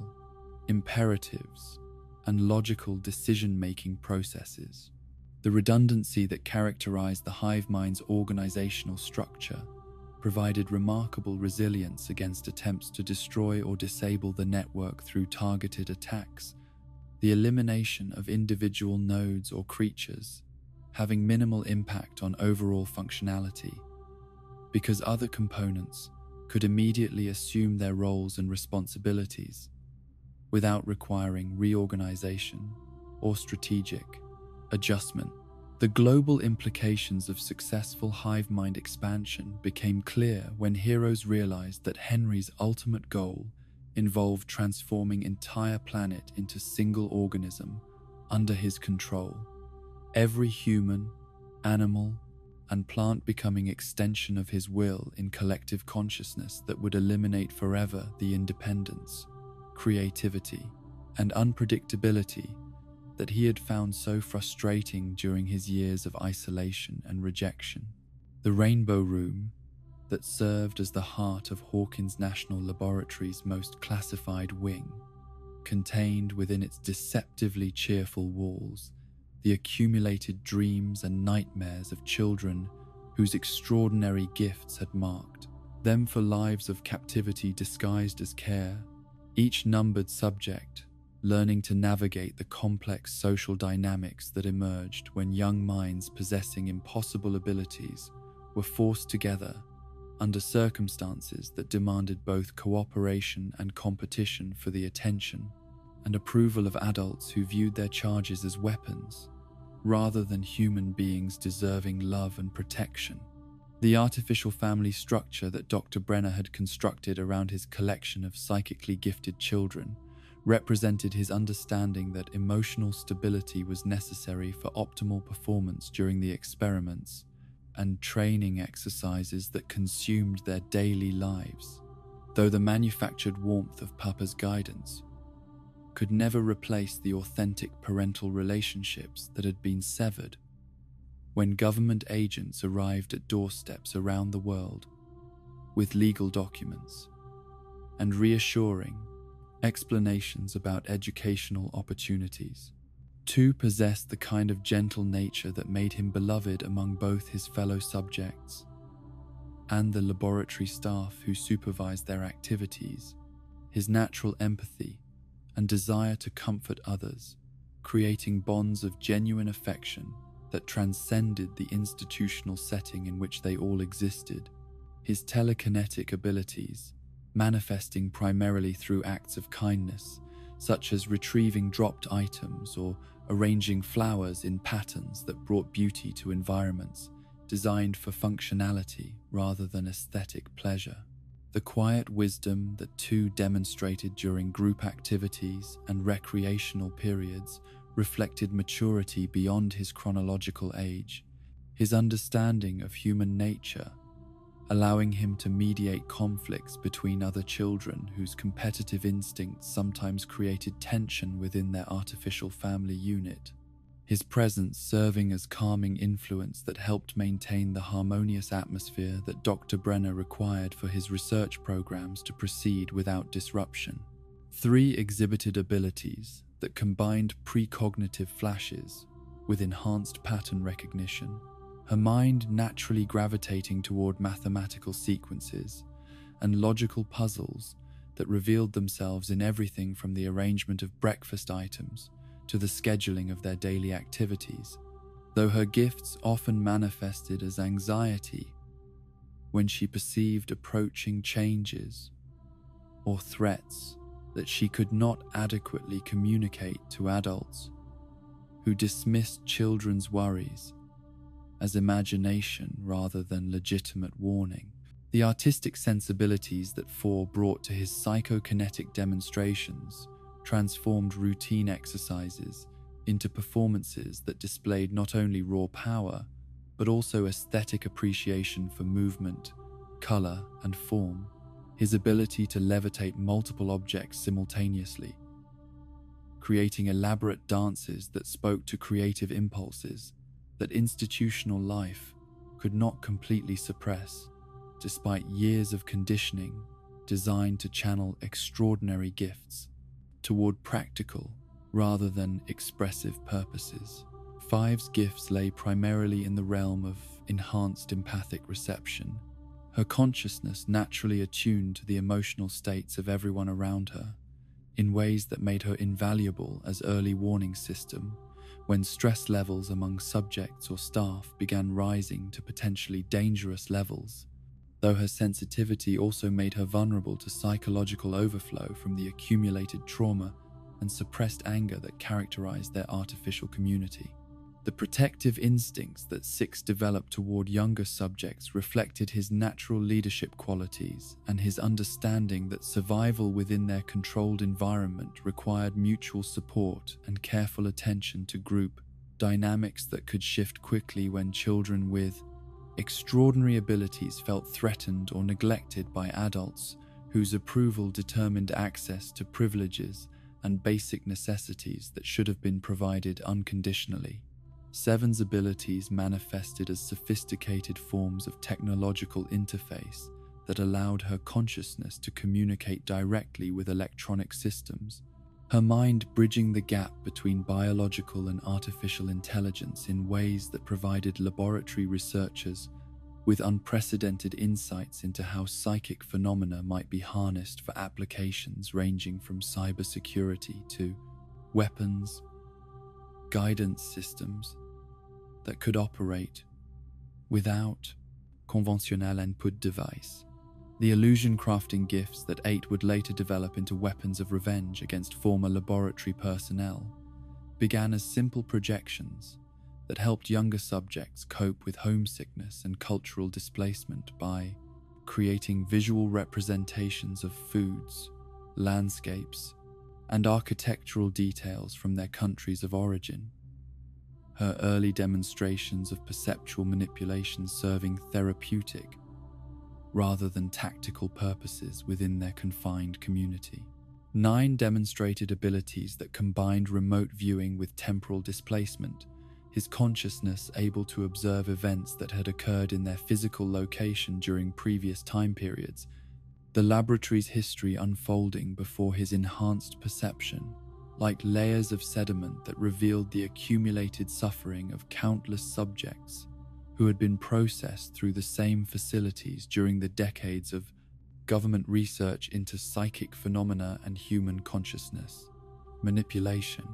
the tragic fate that befell 10 during one of Dr. Brenner's more ambitious experimental protocols, served as sobering reminder to all subjects that their value to their captors was measured entirely in terms of performance and potential rather than individual worth or basic human dignity. His death from psychic overload, demonstrating the lethal consequences that could result from pushing young minds beyond their natural limitations in pursuit of weaponizable abilities. 11's arrival in the Rainbow Room as the youngest subject created dynamics that revealed both the nurturing instincts and competitive pressures that characterized relationships among children who had been trained to view their extraordinary gifts as sources of identity and self-worth. Her rapid development and obvious potential generating both protective concern and subtle resentment from older subjects who understood that favorites received better treatment. The games that filled their recreational hours served multiple purposes within Dr. Brenner's carefully designed environment, providing opportunities for subjects to practice their abilities in contexts that felt playful rather than clinical, while simultaneously allowing researchers to observe social interactions and power dynamics that might affect group cohesion and individual psychological development under their controlled conditions. The educational programs that supplemented their psychic training included conventional academic subjects taught at levels appropriate to their demonstrated intellectual capabilities, though the curriculum was carefully monitored to exclude information about the outside world that might inspire escape attempts or resistance to authority. Their learning limited to subjects that would enhance their value as assets, rather than promoting independent thinking or cultural awareness. The medical examinations that punctuated their daily routines involved procedures that extended far beyond simple health monitoring to include neurological mapping and chemical analysis designed to understand the biological basis of their extraordinary abilities. Each subject learning to endure invasive testing that treated their bodies as research subjects rather than developing children deserving privacy and bodily autonomy. The punishment protocols that governed discipline within their artificial family structure relied more on psychological pressure and withdrawal of privileges than physical coercion. Dr. Brenner, understanding that maintaining emotional stability was crucial for optimal psychic performance, while ensuring that consequences for defiance were severe enough to discourage rebellion or coordinated resistance among subjects who possessed abilities that could pose genuine threats to facility security. The friendships that developed among subjects, despite institutional efforts to maintain appropriate professional distance, reflected fundamental human needs for connection and belonging that no amount of conditioning could completely eliminate. Their relationships providing emotional support that helped them maintain psychological resilience in environments designed to transform children into weapons, rather than nurture healthy social and emotional development. The competition that occasionally emerged between subjects for Papa's approval and recognition created stress within their group dynamics, while serving Dr. Brenner's research objectives by motivating enhanced performance during training exercises and experimental protocols. Though the most successful subjects learned to balance individual achievement with group harmony necessary for their collective survival and well-being. The cultural identities that subjects struggled to preserve, despite systematic efforts to erase individual backgrounds and create standardized laboratory personas, found expression through small acts of rebellion, such as maintaining native language phrases, recreating traditional foods during cooking privileges, or incorporating homeland aesthetic elements into art projects that were supposed to focus on developing psychic rather than creative abilities. The escape attempts that various subjects made over the years reflected both desperation and ingenuity, their extraordinary gifts providing advantages that normal prisoners could never have accessed, while their youth and institutional dependence created vulnerabilities that even supernatural abilities could not overcome when faced with adult authority figures who controlled every aspect of their environment and resources. The loyalty that bound subjects together despite their individual differences and competitive pressures represented one of the most positive aspects of their artificial family structure, their shared experience of captivity and exploitation, creating bonds that transcended cultural backgrounds and personality conflicts, while providing foundation for mutual support that helped them maintain humanity in dehumanizing circumstances. The talents that might have developed differently under normal childhood circumstances found expression within the limitations imposed by their captivity, artistic abilities channeled toward demonstration rather than personal fulfillment, intellectual gifts directed toward problem solving that served institutional objectives rather than individual curiosity, and social skills adapted to navigate power structures rather than forming authentic peer relationships. The massacre that destroyed most of the numbered subjects represented the culmination of years of psychological pressure and systematic abuse that had created conditions where violence became inevitable. Henry's corruption of their games into lethal exercises, demonstrating how easily extraordinary gifts could be turned toward destruction when wielded by consciousness that had chosen hatred over healing and revenge over reconciliation. With the circumstances that shaped their shared captivity, the young woman who would unknowingly sacrifice everything for the advancement of human consciousness research arrived at Indiana University in 1968, carrying dreams that extended far beyond personal achievement to encompass a vision of psychological healing that could transform society by unlocking the untapped potential that lay dormant within every human mind. Her studies in developmental psychology, reflecting genuine compassion for children whose traumatic experiences had left them struggling with emotional wounds that conventional therapy seemed powerless to address or cure. Terry Ives's academic excellence during her undergraduate years earned recognition from professors who understood that her combination of intellectual rigor and emotional intelligence represented exactly the kind of thinking that the field of psychology needed to advance beyond its current limitations. Her research papers, exploring the relationship between consciousness and healing, demonstrating insights that suggested she possessed natural understanding of concepts that most scholars could only approach through theoretical frameworks. The advertisement that appeared in the campus newspaper during Terry's final semester described opportunities for graduate students to participate in groundbreaking research that would expand understanding of human potential while providing financial compensation that could help cover educational expenses. The language carefully crafted to appeal to idealistic young people whose commitment to social progress made them willing to volunteer for programs that promised to benefit humanity through scientific advancement. The interview process that preceded Terry's acceptance into what she believed was university-sponsored psychological research involved questionnaires and assessments designed to identify individuals whose personality profiles suggested they would respond positively to the pharmaceutical and psychological techniques that government researchers planned to employ in their investigation of consciousness alteration and psychic phenomena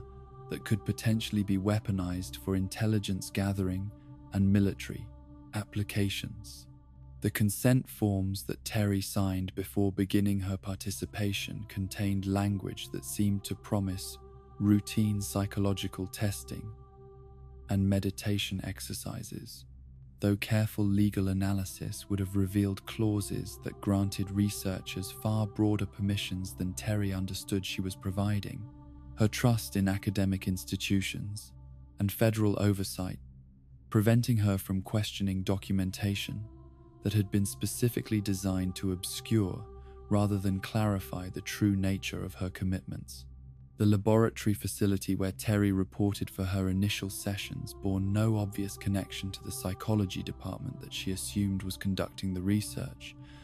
Its sterile corridors and sophisticated security measures, suggesting medical or scientific work that required levels of containment and confidentiality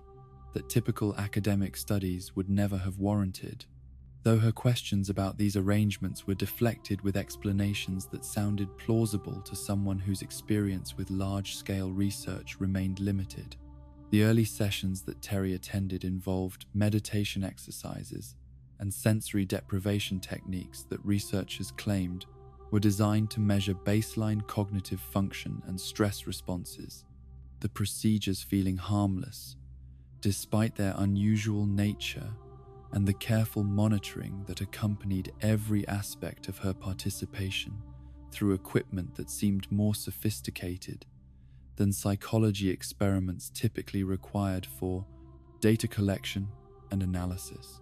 The pharmaceutical elements that were gradually introduced into Terry's sessions came with explanations about enhancing relaxation and mental clarity that made the chemical additions seem like natural progression in research that was becoming increasingly specialized as it moved toward objectives that required more precise measurement of neurological responses to various stimuli and environmental modifications designed to expand consciousness beyond its normal limitations. The pregnancy that resulted from Terry's relationship with Andrew Rich, a fellow research participant whose own psychic abilities had been enhanced through similar protocols,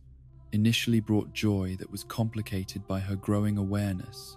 that the research program might involve elements that could affect fetal development in ways that had not been adequately studied or disclosed during the informed consent process that was supposed to protect volunteers from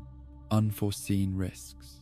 The questions that Terry raised about potential effects on her unborn child were met with reassurances from Dr. Brenner and his associates that seemed designed to discourage further inquiry rather than provide genuine medical information, their explanations about the safety of procedures becoming increasingly vague and evasive as her pregnancy progressed, and her concerns about participating in experimental protocols while carrying a child became more insistent and difficult to dismiss. The birth of Jane that occurred within the laboratory facility rather than a conventional hospital represented the culmination of months of systematic deception about the true nature of Terry's participation in research that had nothing to do with academic psychology and everything to do with creating psychic weapons for government agencies whose existence she had never suspected and whose objectives contradicted every ethical principle that had motivated her original interest in helping traumatized children. The separation that immediately followed Jane's delivery was explained as temporary medical necessity due to complications that required specialized care, though Terry's maternal instincts recognized that something fundamentally wrong was occurring when she was denied normal access to her newborn daughter and prevented from participating in decisions about medical treatment that should have been her right. As the child's mother and primary guardian, the legal battles that Terry fought to regain custody of Jane consumed years of her life and depleted financial resources that she could not afford to spend on attorney fees and court costs. Her attempts to expose the true nature of the research program meeting resistance from institutional forces that possessed unlimited resources and legal protections that individual citizens could never hope to match when confronting organizations that operated with government authority and classified funding. The evidence that Terry gathered about the illegal nature of her treatment and the theft of her daughter included documentation that proved systematic violation of informed consent protocols and medical ethics standards. Though her efforts to present this information in court were undermined by character assassination campaigns that portrayed her as unstable and unreliable witness, whose testimony should be dismissed as products of mental illness rather than legitimate accusations against respected institutions. The electroshock treatments that were administered to Terry under the guise of medical care for her supposed psychological distress served the dual purpose of supposedly treating her condition while also erasing memories that might have provided evidence of criminal activities that government agencies needed to conceal in order to protect classified programs and the careers of officials who had authorized research that violated constitutional protections and international treaties governing human experimentation. The systematic destruction of Terry's credibility through medical interventions that were designed to silence rather than heal reflected the lengths to which institutional forces would go to protect their interests when confronted with witnesses whose testimony could expose crimes that extended far beyond individual cases to encompass widespread abuse of vulnerable populations who had trusted government agencies and academic institutions to prioritize their welfare over political objectives. The catatonic state that Terry eventually entered represented both escape from unbearable psychological pain and tragic confirmation that institutional power had succeeded in neutralizing someone whose courage and determination had threatened to reveal truths that could have led to criminal prosecutions and the dismantling of programs that continued operating despite their obvious violations of basic human rights and medical ethics standards. The repetitive phrases that Terry vocalized during her catatonic episodes carried more meaning than medical personnel realized, her damaged consciousness preserving fragments of intelligence, information, and emotional connections that had survived the systematic attempts to erase her memory and eliminate her ability to communicate coherent testimony about her. Experiences in programs that officially had never existed and had left no paper trail. The words, breathe, sunflower, breathe, that Terry repeated endlessly during her institutionalized years represented her unconscious attempt to maintain psychic connection with the daughter who had been stolen from her. The maternal love transcending psychological damage to create bridge between their separated consciousnesses that would eventually allow limited communication, despite the pharmaceutical and electrical interventions designed to prevent such contact. The rainbow visualization that provided Terry with comfort during her most lucid moments carried symbolic weight that connected her to memories of Jane's infancy before government agents had severed their relationship, the spectrum of colors serving as code that only mother and daughter understood, and that preserved hope for eventual reunion, despite circumstances that made such reconnection seem impossible through conventional means. The Russian phrases that Terry incorporated into her repetitive vocalizations reflected classified intelligence that she had encountered during her participation in research programs, her damaged mind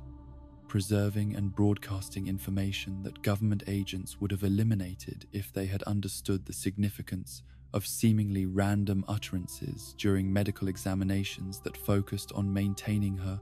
sedated compliance rather than analyzing her communications. The psychic abilities that Terry had developed through her exposure to the research protocols remained active despite the medical interventions designed to suppress them, her consciousness occasionally reaching across impossible distances to touch Jane's mind during moments when the laboratory's security measures were focused elsewhere. These brief contacts providing emotional sustenance that helped both mother and daughter survive their forced separation. The medical records that documented Terry's condition contained carefully edited information that supported the official narrative about her mental illness, while omitting details that might have revealed the true causes of her psychological damage. The systematic falsification of documentation, ensuring that future investigators would find only evidence that confirmed institutional decisions, rather than material that could be used to challenge their authority or expose their criminal activities. The financial support that Terry required for her long-term medical care came from government programs that were administered through intermediaries who had no knowledge of her connection to classified research, the funding appearing to represent standard disability assistance, while actually serving as hush money, designed to ensure that she remained institutionalized and isolated from anyone who might have helped her recover her ability to communicate effectively about her experiences. The nurses who provided Terry's daily care occasionally reported moments of clarity during which she seemed to recognize her surroundings and attempt meaningful communication. Though these episodes were quickly suppressed through increased medication that returned her to the passive state that institutional authorities preferred to maintain for patients whose recovery might have created unwanted complications for ongoing security operations. The connection that Terry maintained with Jane, despite their physical separation and her damaged psychological condition, demonstrated the power of maternal love to transcend artificial barriers created by government intervention, her consciousness serving as beacon that helped guide her daughter through the darkness of laboratory captivity, while providing emotional anchor that prevented complete psychological dissolution under conditions designed to eliminate individual identity. The first tear in the fabric of reality that separated the normal world from the dark dimension that existed alongside it occurred during a moment of extraordinary psychic stress in 1959 when 10-year-old Henry Creel's natural abilities reached a crescendo of power and fury that exceeded every limitation his developing consciousness had previously encountered. The dimensional barrier giving way under the pressure of telekinetic force applied without restraint or understanding of the cosmic consequences that such unprecedented breach would create for both worlds. The accidental nature of Henry's initial penetration into alternate dimensional space reflected his complete lack of awareness about the forces he was manipulating when emotional trauma and supernatural gift combined in explosive reaction to family circumstances that had pushed his sensitive psyche beyond its capacity for normal coping mechanisms, the hole he tore through reality serving as permanent wound that would never fully heal despite decades of apparent stability that masked ongoing dimensional instability. The upside down that Henry discovered through his unintentional dimensional experiment existed as perfect mirror of the normal world but drained of life and warmth, its landscape frozen in perpetual decay, where familiar buildings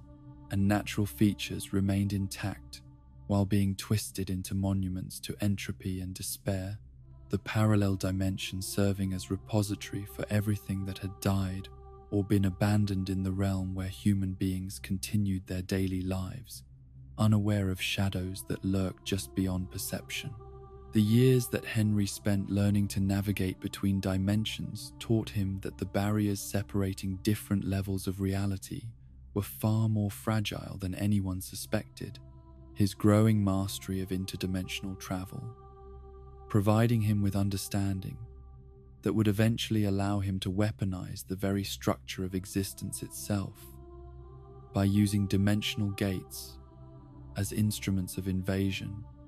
and conquest that could bring the Upside Down's influence into spaces where it had never been intended to intrude. The laboratory experiments that forced Eleven to make contact with the Demogorgon during her remote viewing session created the second major breach in dimensional stability when her terrified reaction to encountering the Predator caused her telekinetic abilities to surge beyond all previous measurements, the psychic energy tearing through the walls between worlds like lightning, splitting open the sky during the most violent storms that nature could produce. The gate that opened in the basement of Hawkins National Laboratory represented far more than simple doorway between dimensions, serving instead as active wound in reality itself that continued bleeding energy and matter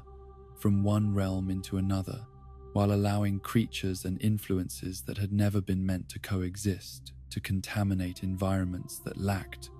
natural defenses against such alien intrusion and predation.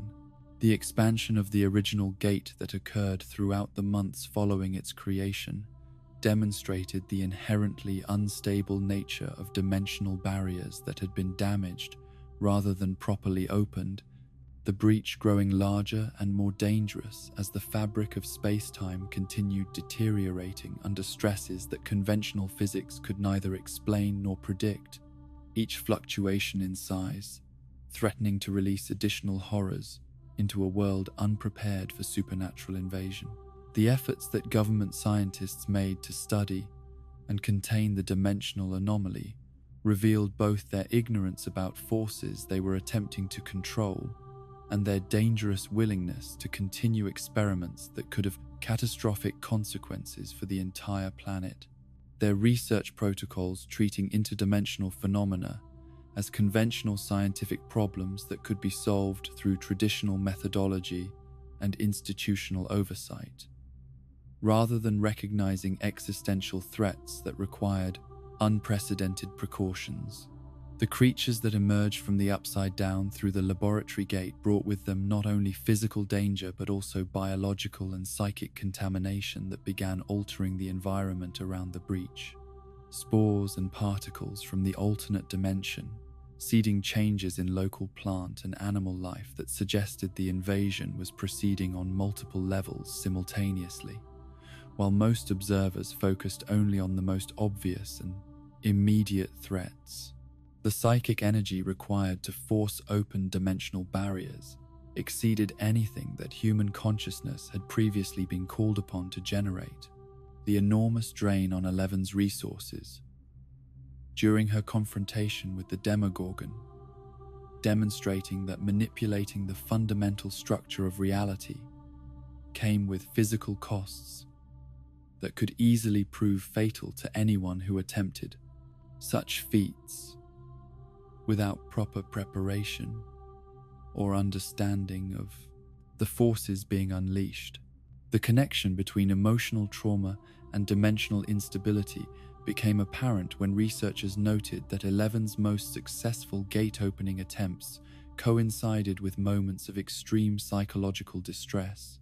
suggesting that the barriers between worlds responded to mental states rather than purely mechanical applications of psychic force, the interdimensional fabric proving sensitive to consciousness in ways that challenged conventional understanding of how matter and energy interacted. The closing of the original laboratory gate during Eleven's heroic sacrifice in the middle school gymnasium required her to channel every reserve of strength and determination she possessed, while simultaneously maintaining precise control over forces that wanted to tear through reality like wildfire, consuming everything in their path.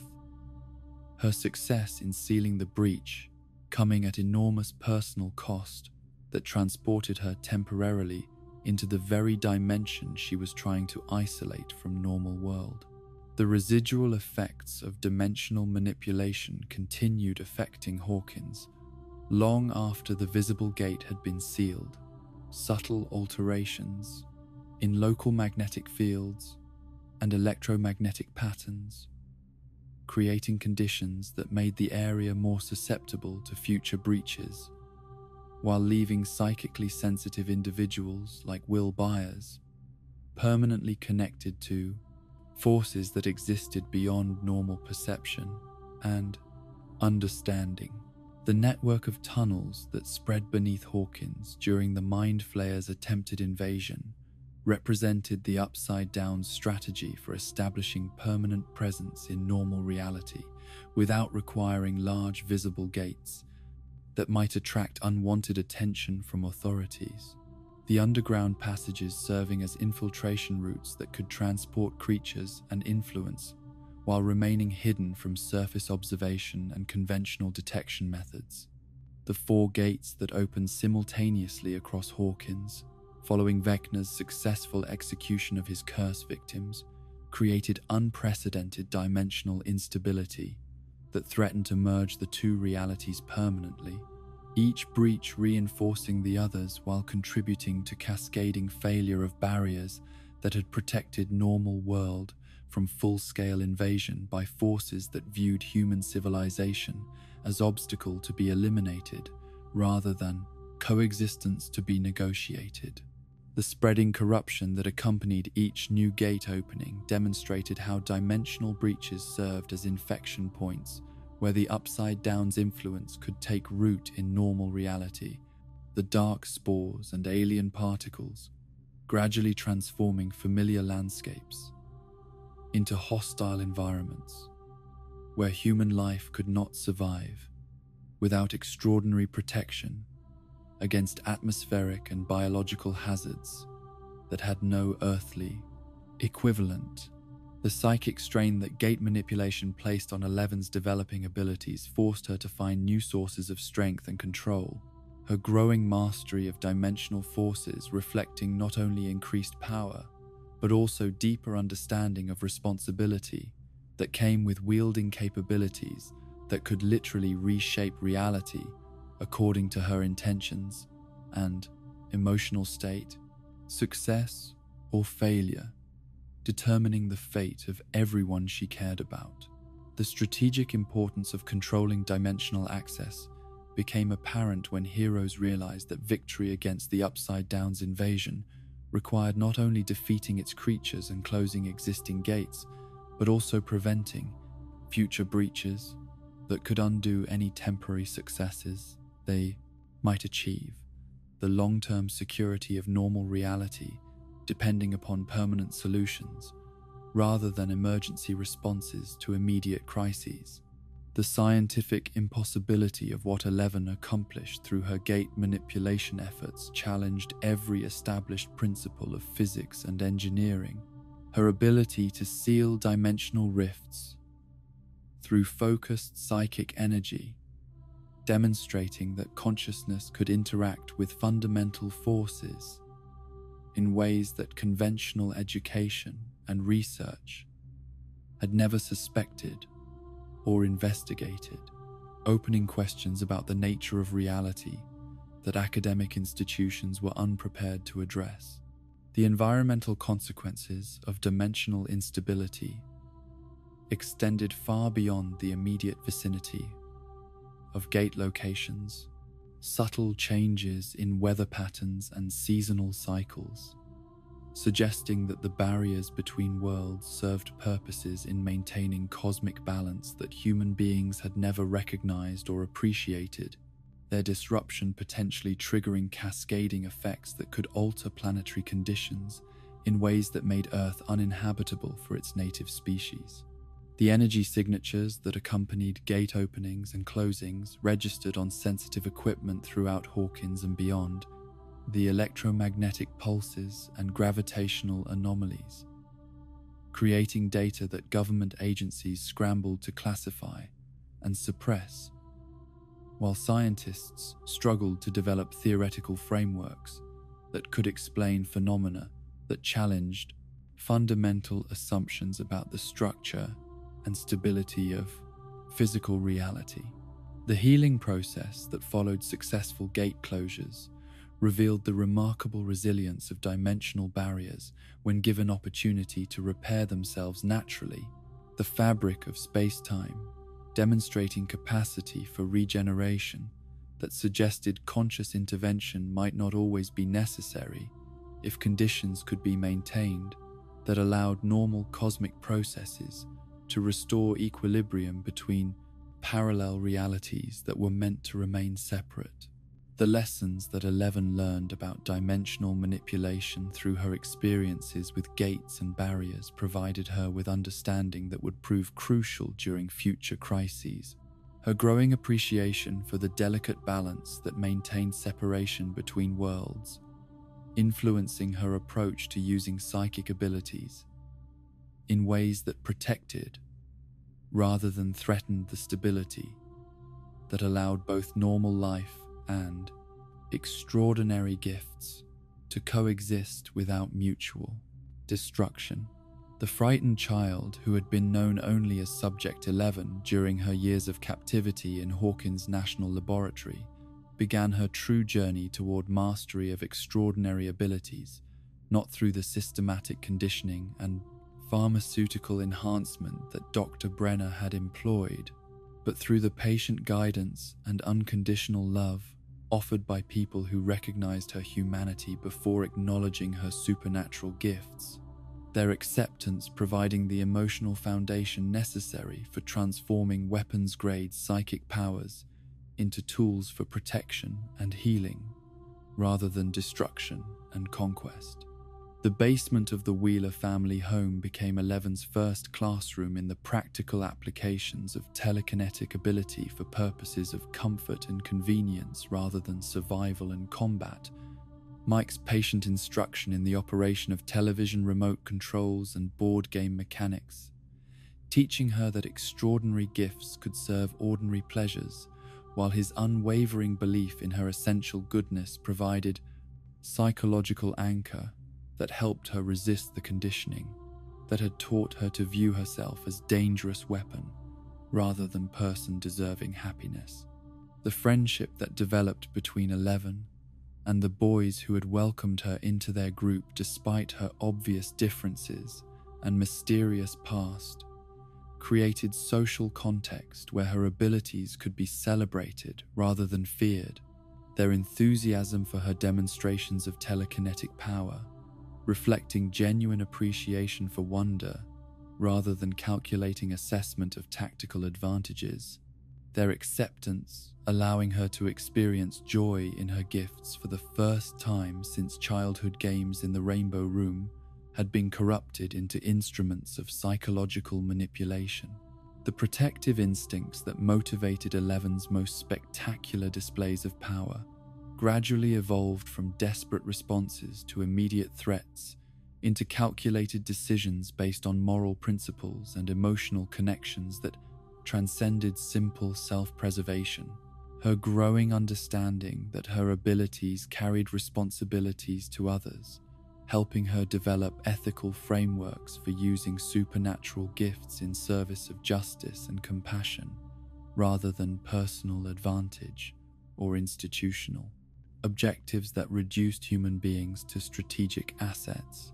Mike Wheeler's absolute faith in Eleven's capacity for goodness, despite her violent past, provided crucial counterpoint to the voices in her consciousness that whispered doubts about her nature and worth. His innocent certainty that she was hero rather than monster, helping her internalize positive self-image that replaced the clinical assessments and performance evaluations that had previously defined her identity within systems designed to measure utility rather than recognize inherent dignity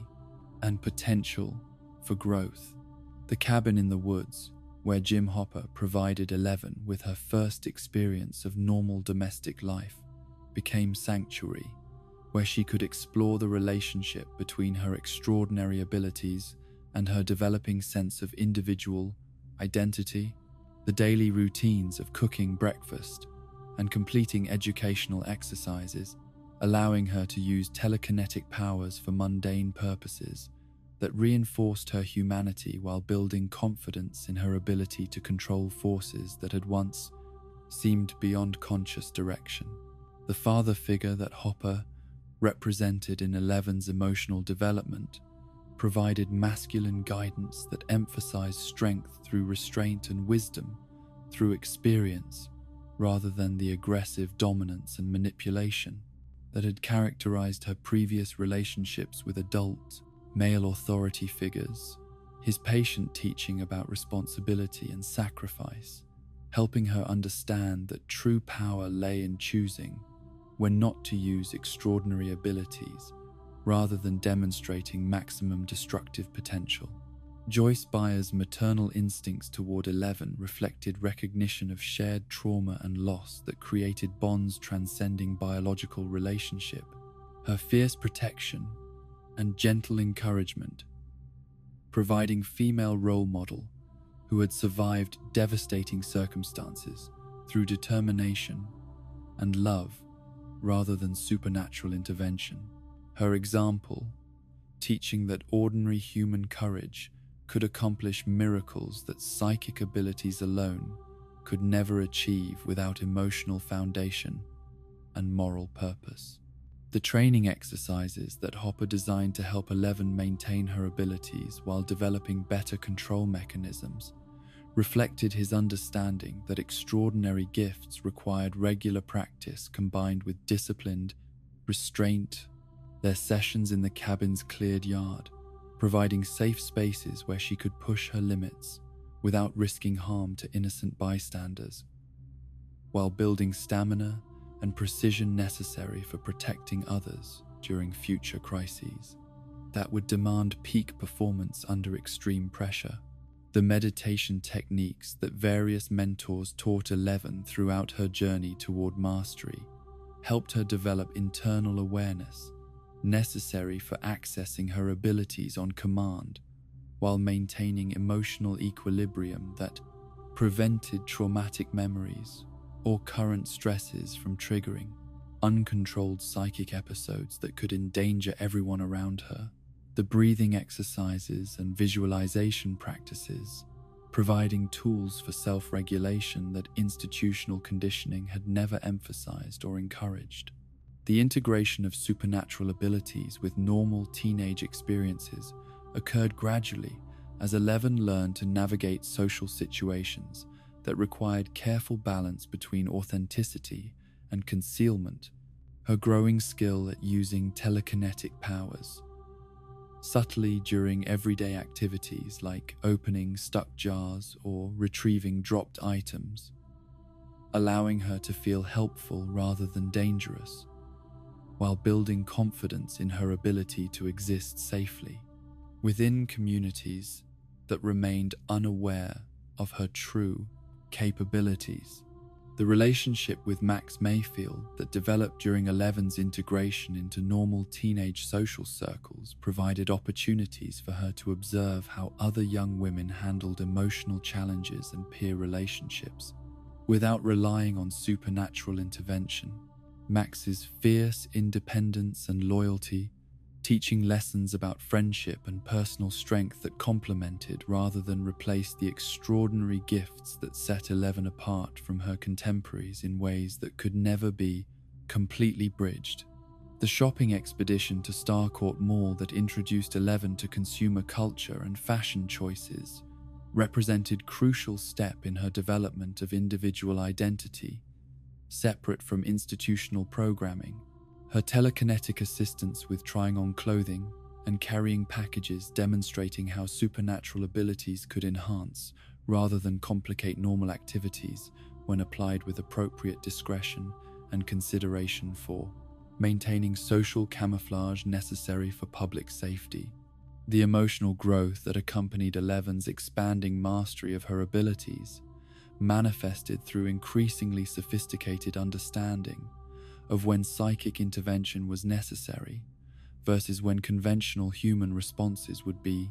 more appropriate. Her developing wisdom about the relationship between power and responsibility,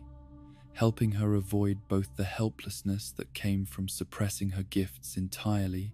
and the arrogance that could result from relying too heavily on supernatural solutions to ordinary problems. The confidence that Eleven gradually developed in her own judgment about how and when to use her extraordinary abilities reflected successful integration of institutional training with personal values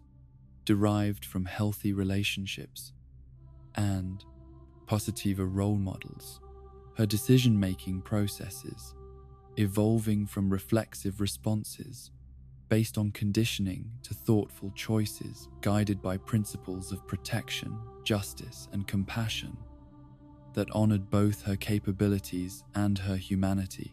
The expansion of Eleven's psychic range and precision occurred naturally as her emotional stability improved and her understanding of her own potential deepened through supportive relationships that encouraged exploration rather than exploitation of her gifts. Each successful application of telekinetic power for positive purposes, building confidence, while each act of restraint, when force was unnecessary, demonstrated growing maturity and wisdom about the proper use of extraordinary abilities. The connection between Eleven's emotional state and her psychic performance became more predictable and manageable as she learned to recognize and regulate the internal conditions that optimized her access to supernatural abilities, while maintaining enough psychological balance to make sound, tactical, and ethical decisions during crises that demanded both maximum power and careful consideration of consequences for everyone affected by her choices. The teaching role that Eleven began assuming with younger or less experienced individuals who possessed psychic abilities reflected her growing understanding that extraordinary gifts came with obligations to help others develop similar capabilities responsibly. Her patient guidance and protective instincts toward people like Kali and the other laboratory subjects, demonstrating how mastery could be measured through service to others, rather than simply personal achievement or tactical superiority. The strategic thinking that Eleven developed through her experiences with increasingly complex supernatural crises taught her to consider long-term consequences of psychic interventions rather than focusing solely on immediate tactical advantages. Her growing appreciation for the interconnected nature of cause and effect, helping her use her abilities in ways that solved problems rather than simply postponing them or creating new complications that might prove more dangerous than original threats. The leadership qualities that emerged as Eleven's confidence and competence increased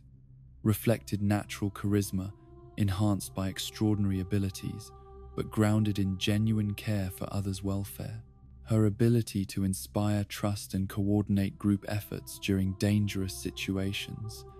demonstrating how supernatural gifts could amplify rather than replace conventional human virtues like courage, compassion, and commitment to protecting innocent people from forces beyond their understanding or control. The flight capabilities that Eleven began developing during the final phases of her journey toward complete mastery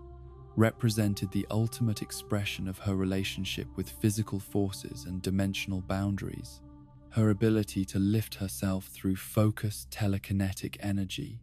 opening possibilities for movement and positioning that had never been explored during her institutional training, while providing literal and metaphorical freedom from constraints that had defined her existence since childhood. The convergence of every extraordinary ability that had been discovered, developed, and weaponized throughout the decades of supernatural crisis in Hawkins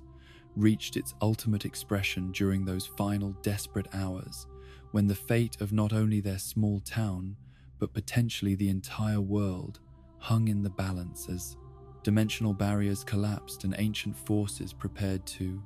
reshape reality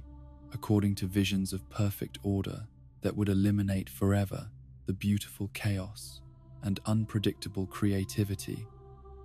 that made human existence worth preserving and defending against enemies who viewed diversity as weakness rather than strength. The battle that erupted across multiple dimensional planes simultaneously required coordination between heroes whose abilities complemented each other in ways that no single individual could have achieved alone. Eleven's mastery of telekinetic force and dimensional manipulation, providing the raw power necessary to engage Vecna directly, while her friends and allies contributed intelligence, strategy, courage, and unwavering emotional support that transformed potentially suicidal mission into coordinated assault with genuine possibility of success despite overwhelming odds. Eleven's evolution into full mastery of her psychic gifts manifested most dramatically through her newfound ability to achieve sustained flight through focused telekinetic energy applied to her own body, the sensation of weightlessness and unlimited mobility, providing tactical advantages that allowed her to engage Vecna on equal terms, while maintaining enough distance to avoid the psychological manipulation and curse techniques that had proven so devastating when applied to victims who remained trapped within conventional physical limitations. The void that had once served primarily as space for remote viewing transformed during the final confrontation into active battlefield, where consciousness could engage in direct combat, unencumbered by physical constraints. Eleven's years of experience navigating the black emptiness between minds providing crucial advantages in an environment where conventional weapons and defensive strategies meant nothing compared to strength of will and clarity of moral purpose that guided psychic warfare. The coordination required between heroes fighting on different dimensional planes demanded unprecedented levels of trust and communication, as Dustin Henderson's scientific knowledge guided strategy from the normal world, while Nancy Wheeler's investigative instincts and Steve Harrington's protective courage provided ground support for operations that extended far beyond anything their previous experiences with supernatural threats had prepared them to understand or execute successfully.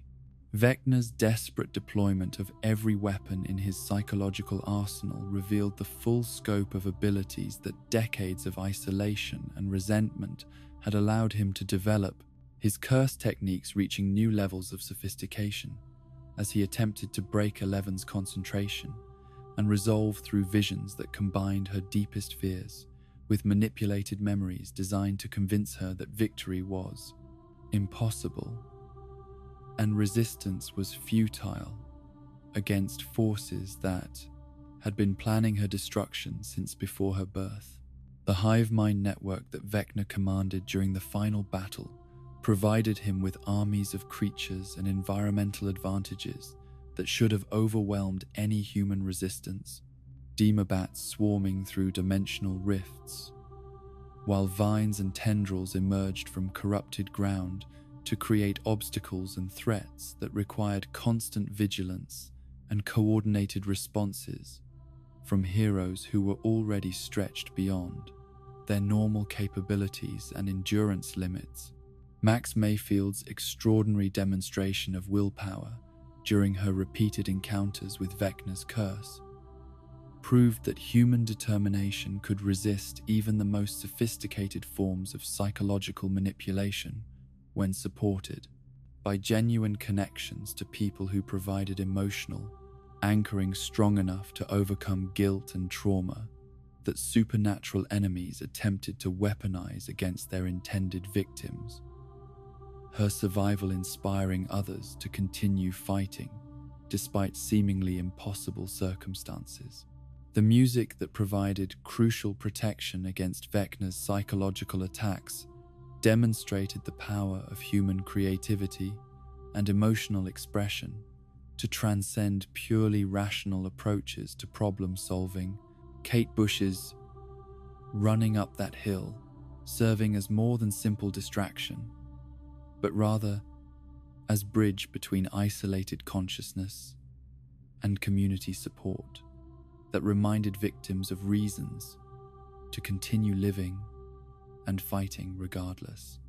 of how desperate their situations might appear. Dustin Henderson's application of scientific principles to supernatural phenomena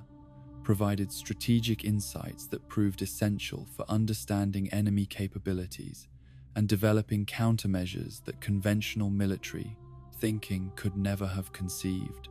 His theoretical knowledge about interdimensional physics and electromagnetic interference, contributing solutions that bridged gap between extraordinary abilities and practical problem solving necessary for victory against enemies who operated according to rules that had never been encountered in normal human experience. Nancy Wheeler's fearless pursuit of truth despite personal danger reflected journalist instincts that had been sharpened through previous encounters with supernatural forces. Her determination to document and expose threats that official authorities continued denying or suppressing, providing crucial intelligence that helped coordinate defensive strategies while ensuring that future generations would have accurate records of events that might otherwise be dismissed as collective delusion or mass hysteria.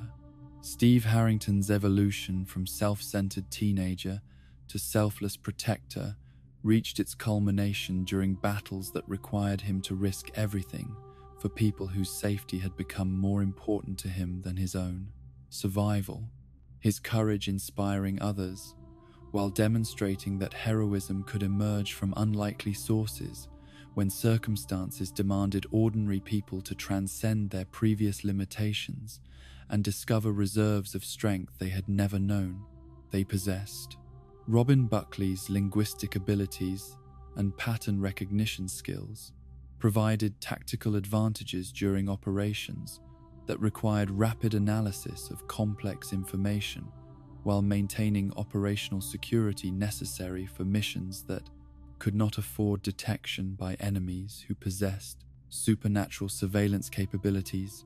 Her quick thinking and cultural knowledge contributing solutions that more conventional approaches to intelligence gathering might have missed entirely. Eddie Munson's willingness to sacrifice himself for friends and community demonstrated that heroism could transcend social boundaries and personal history. His final stand against overwhelming odds, providing time and distraction necessary for other heroes to complete missions that required coordination and timing, precision that even minor delays could have rendered impossible. His courage, proving that judgment based on appearance or reputation meant nothing when measured against actions taken in service of others. Joyce Byers' fierce maternal protection extended beyond her own children to encompass everyone threatened by forces that sought to destroy the connections and communities that gave life meaning. Her determination to preserve family bonds and neighborhood relationships, providing emotional foundation that supported more spectacular supernatural interventions, while demonstrating that ordinary human love could accomplish miracles that extraordinary abilities alone could never achieve without proper motivation and moral grounding. Jim Hopper's law enforcement experience and military training provided tactical expertise that helped coordinate complex operations across multiple locations and dimensional planes. His understanding of crisis management and resource allocation, proving essential for maximizing effectiveness of limited personnel and equipment while maintaining enough operational security to prevent enemies from anticipating and countering strategies that depended upon surprise and careful timing for success. The powers that had been developed through years of trauma and exploitation finally found their proper purpose in service of protection rather than destruction, each ability contributing unique advantages while working together toward common goals that honored human dignity and celebrated diversity rather than seeking to impose uniform order that would eliminate everything spontaneous and creative. About consciousness that had learned to transcend purely material existence. The dimensional gates that had served as invasion routes for enemies from the upside down became pathways for coordinated assault that turned Vecna's own strategies against him. Heroes using his network of rifts and passages to achieve tactical positioning that conventional approaches could never have accomplished, while demonstrating that infrastructure designed for conquest could be repurposed for liberation when guided by different values and objectives. The collective strength that emerged when individual heroes combined their abilities and determination proved greater than sum of separate contributions. Their unity creating force multiplication effects that allowed them to achieve victory against enemies whose power had seemed insurmountable when faced through isolated resistance, their success demonstrating that cooperation based on mutual respect and shared values could overcome even supernatural threats that sought to divide and conquer through exploitation of human weaknesses. The final confrontation between Eleven and Vecna transcended simple conflict between opposing supernatural abilities to become symbolic battle between competing visions of what consciousness and community could become, her triumph representing not just tactical victory, but moral affirmation that love and connection would always prove stronger than hatred and isolation, regardless of how much power enemies might accumulate through years of planning and preparation for psychological warfare against everything beautiful and precious in human experience. And so we close this gentle exploration of the powers that shaped our beloved Hawkins, each ability a reflection of the souls who learned to wield them with wisdom born from suffering and love. From the laboratory's sterile chambers where children discovered impossible gifts to the final battle where friendship proved mightier than the darkest supernatural forces, we have witnessed how extraordinary abilities mirror the hearts that contain them. Eleven's telekinesis grew strong through protection of others, while Vecna's similar gifts withered into weapons of destruction and revenge. The void that once trapped became a pathway to connection, and illusions that deceived eventually gave way to truths that liberated. These powers remind us that strength without compassion becomes corruption, while even the gentlest gifts can move mountains when guided by love. In the quiet spaces between dimensions, where psychic energy flows like whispered prayers, every ability speaks to the fundamental truth that binds all supernatural stories. We become what we choose to do with the gifts we are given. Rest now in the knowledge that true power lies not in moving objects or reading minds, but in the courage to use whatever abilities we possess in service of protecting those we hold dear. Sweet dreams from Hawkins, where every extraordinary power was ultimately just another way to say, I love you.